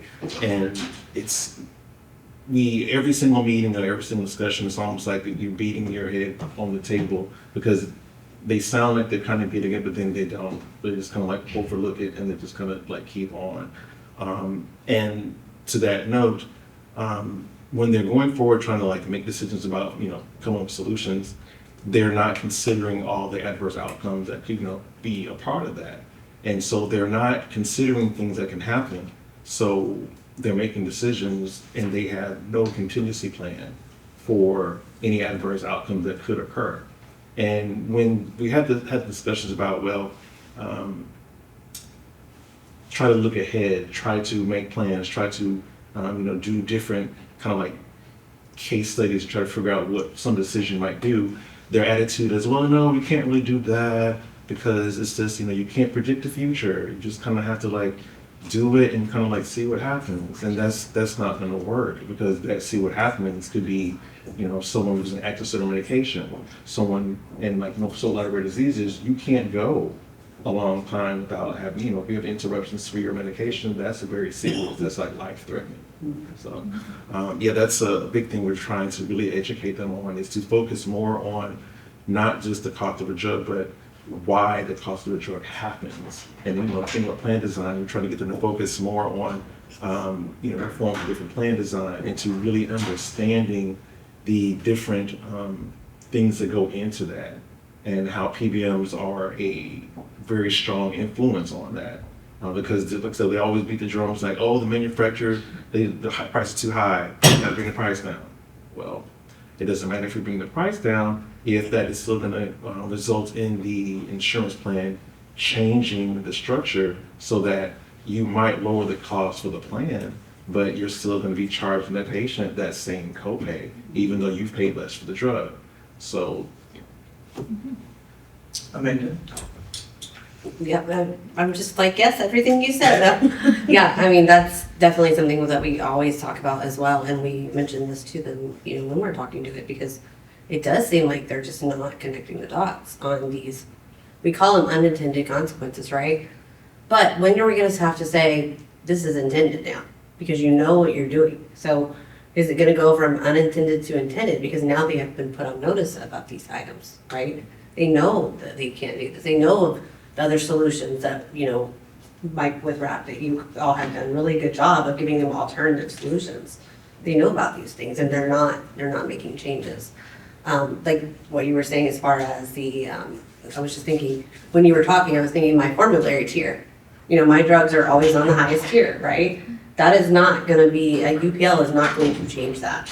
I'm always gonna have my drug is always gonna be on that higher tier as long as we have, you know, PBMs setting it there. So that's not going to affect the outcome of my copay. And then I cannot remember if we talked about this earlier or not, but the Avalier study that was done, which is did we already talk about this with insurance companies? They did a study and basically even the payers said the UPL will not go back to the patients. Yeah. And it was a blind study. I believe that you all helped do this report, correct? Or We didn't, but I'm familiar with the Okay, report. sorry. It's exciting, and Yeah. it's a really good one, and it's accurate, frankly. And, you know, Amanda, to the point that you just made about formulary tiering, we have some really deep concerns that there will be negative repercussions for formulary placement of some of these drugs, both from the PDAPs and from the Medicare negotiation program, leading them to become them and, you know, therapeutic alternatives where they exist, sometimes they do not, to potentially become more unaffordable and inaccessible to patients, which is a potential real issue there.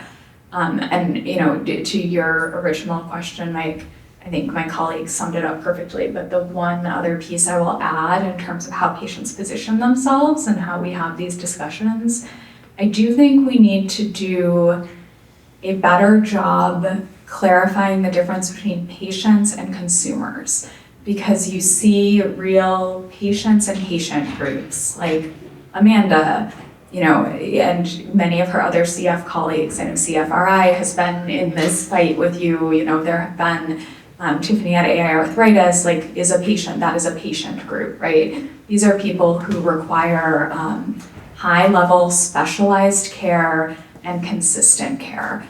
And then you see groups like AARP, which represent just a large swath of seniors who are consumers of healthcare, but they are not patients, and those groups should not be confused with patient groups. And, you know, I think that's a little bit of a nuance, but I do think it's important to put a point on that when you're talking to legislators. And they're like, well, AARP supports this. Okay, fine, but here's what actual patients who are heavy consumers of healthcare think.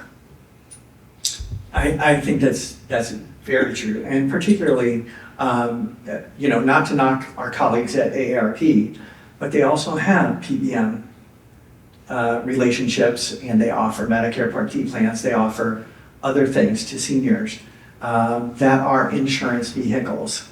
And so as we talk about the impact to patient, it really is important. It kind of puts an exclamation point at the end of that to really kind of define what a consumer advocate might be, or someone in AARP or in that kind of sphere, and what a patient advocate is actually going through the disease, experiencing the journey of progression with that disease, and the importance of these therapeutics, that they are sometimes two separate things. And I think that's really important for us to have that clarity as we're lobbying, as we're meeting with state legislators, and as we're testifying and working with some of the PDEPs.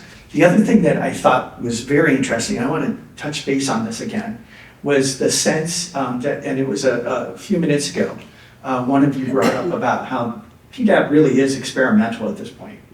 When you look at PDAPs, the first one was put in place in 2019, and that first one is still struggling with what does it mean to be a PDAP, and what can they really realistically accomplish? What does an accomplishment look like? We've had some wonderful conversations with both the PDAP members in Maryland as well as legislators who were proponents of the PDAP, and they're wrestling with some of these issues even today, which means that it is largely still experimental.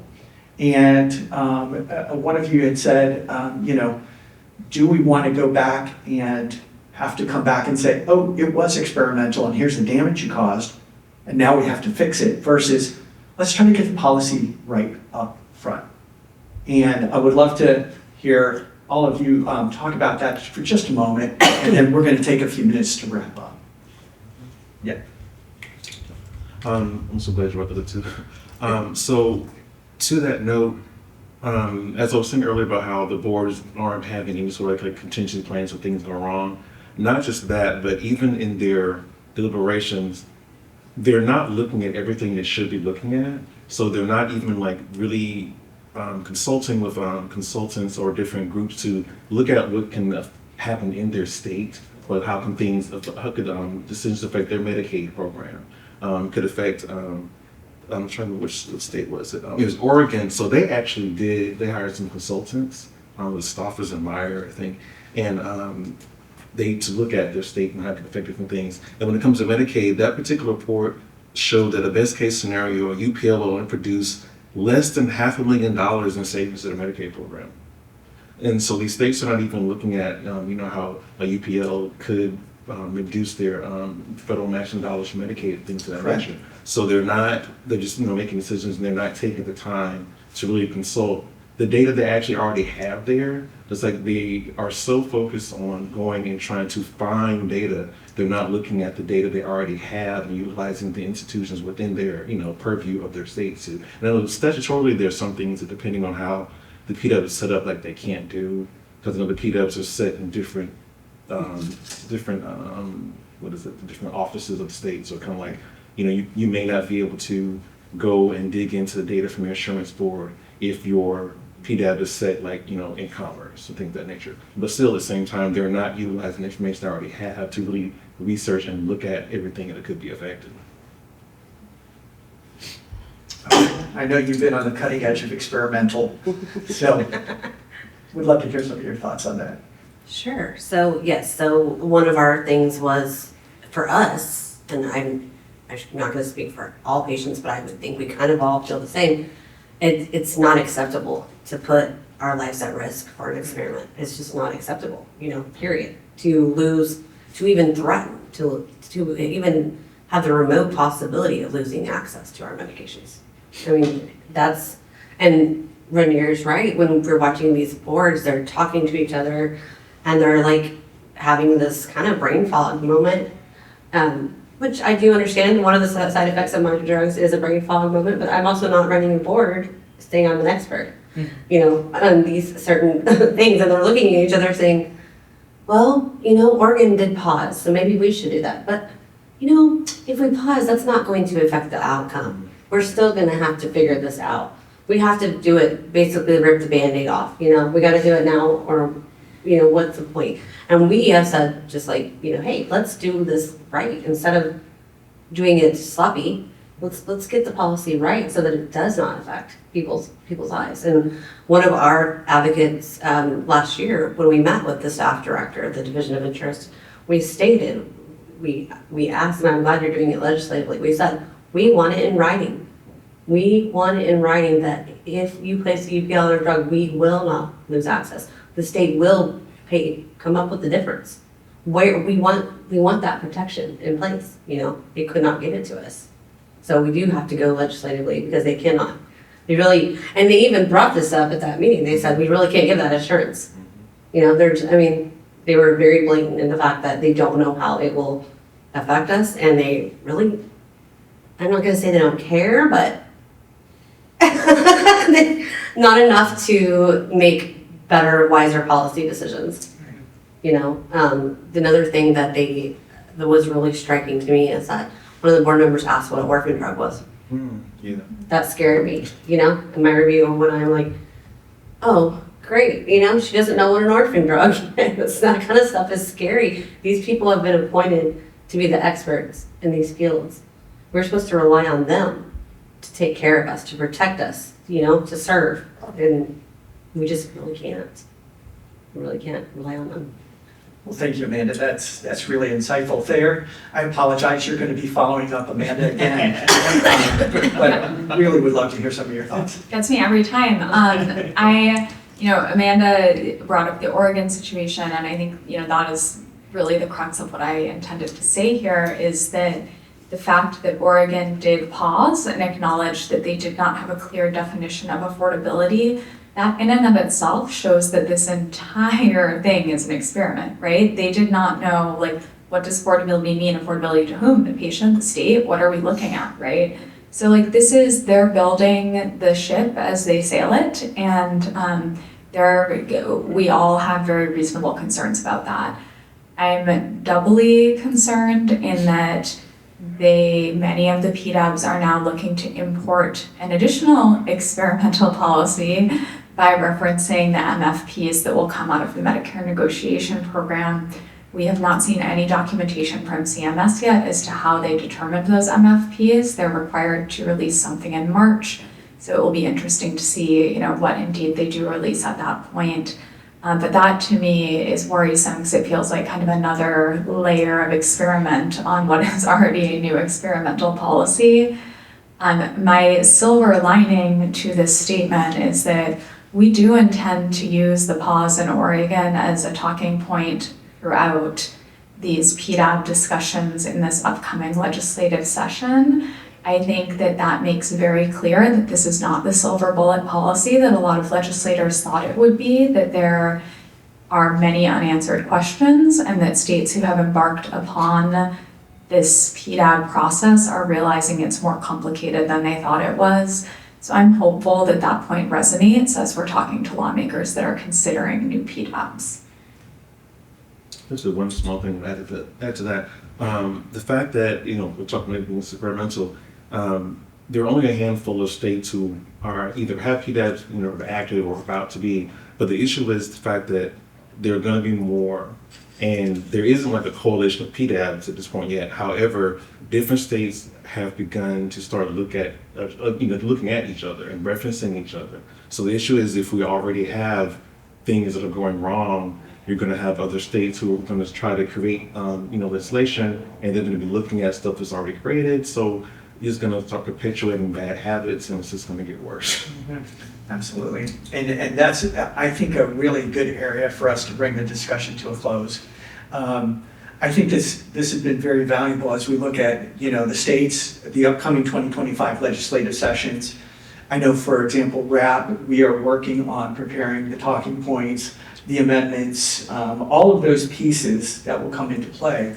But the other thing is that we're also scheduling meetings now with legislators in some of these key states to make sure that they know of our concerns. So for example, in Illinois, in Virginia, in Maryland, so that we can kind of get on record in front of the crush of the legislative session. And I know I've talked to many of you on the panel, and that is something that I know you're looking at and working on as well, because we do have an opportunity to have better, more robust discussions outside of the legislative sessions, where we can actually sit with lawmakers, maybe over a cup of coffee or over a cup of tea or something, and have that discussion where they are not pressured by time.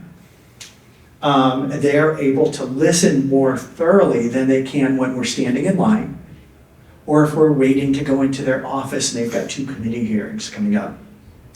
So I guess kind of to wrap it up, it is get involved early, get some good information from organizations, and we do include your organizations on our materials so that they can go to your websites. I know we've got some great materials from Pipsy. We've got some tremendous infographics from CAN. And Amanda, I know you're working to shape our RAAP materials. Yeah. So that we have the tools that we need, because I think that's the other thing is coming into 2024, we didn't have all our tools developed. And so we were kind of a little bit behind the 8 ball in some of our conversations, where when we did get interest, you know, we had some of the initial thinking, we had some talking points, but we were then also challenged and said, where's your data? How are you looking at this? And the other side wasn't challenged the same way, but we are. And so I think going into 2025 that we've been able to take that step forward, and we'll have better materials, better information for legislators, and hopefully a better, more robust conversation in 2025, so that we can, in states looking at it, offer solutions that don't involve PDAB. In states that are wrestling with PDAB, offer solutions to, you know, if we have to, make it better. Or in some of those instances, see if we can refocus and get them to come back to the real issues and help lower patient out-of-pocket costs. Because that's ultimately, at the end of the day, keeping a patient from a therapy. And that means addressing all the stakeholders and working to come up with transparent solutions that work for patients. And so, with that, I'd like to thank our panel. Thank you. This is really enjoyable and a really nice way to cap out our meeting. For all of you, thank you again for attending.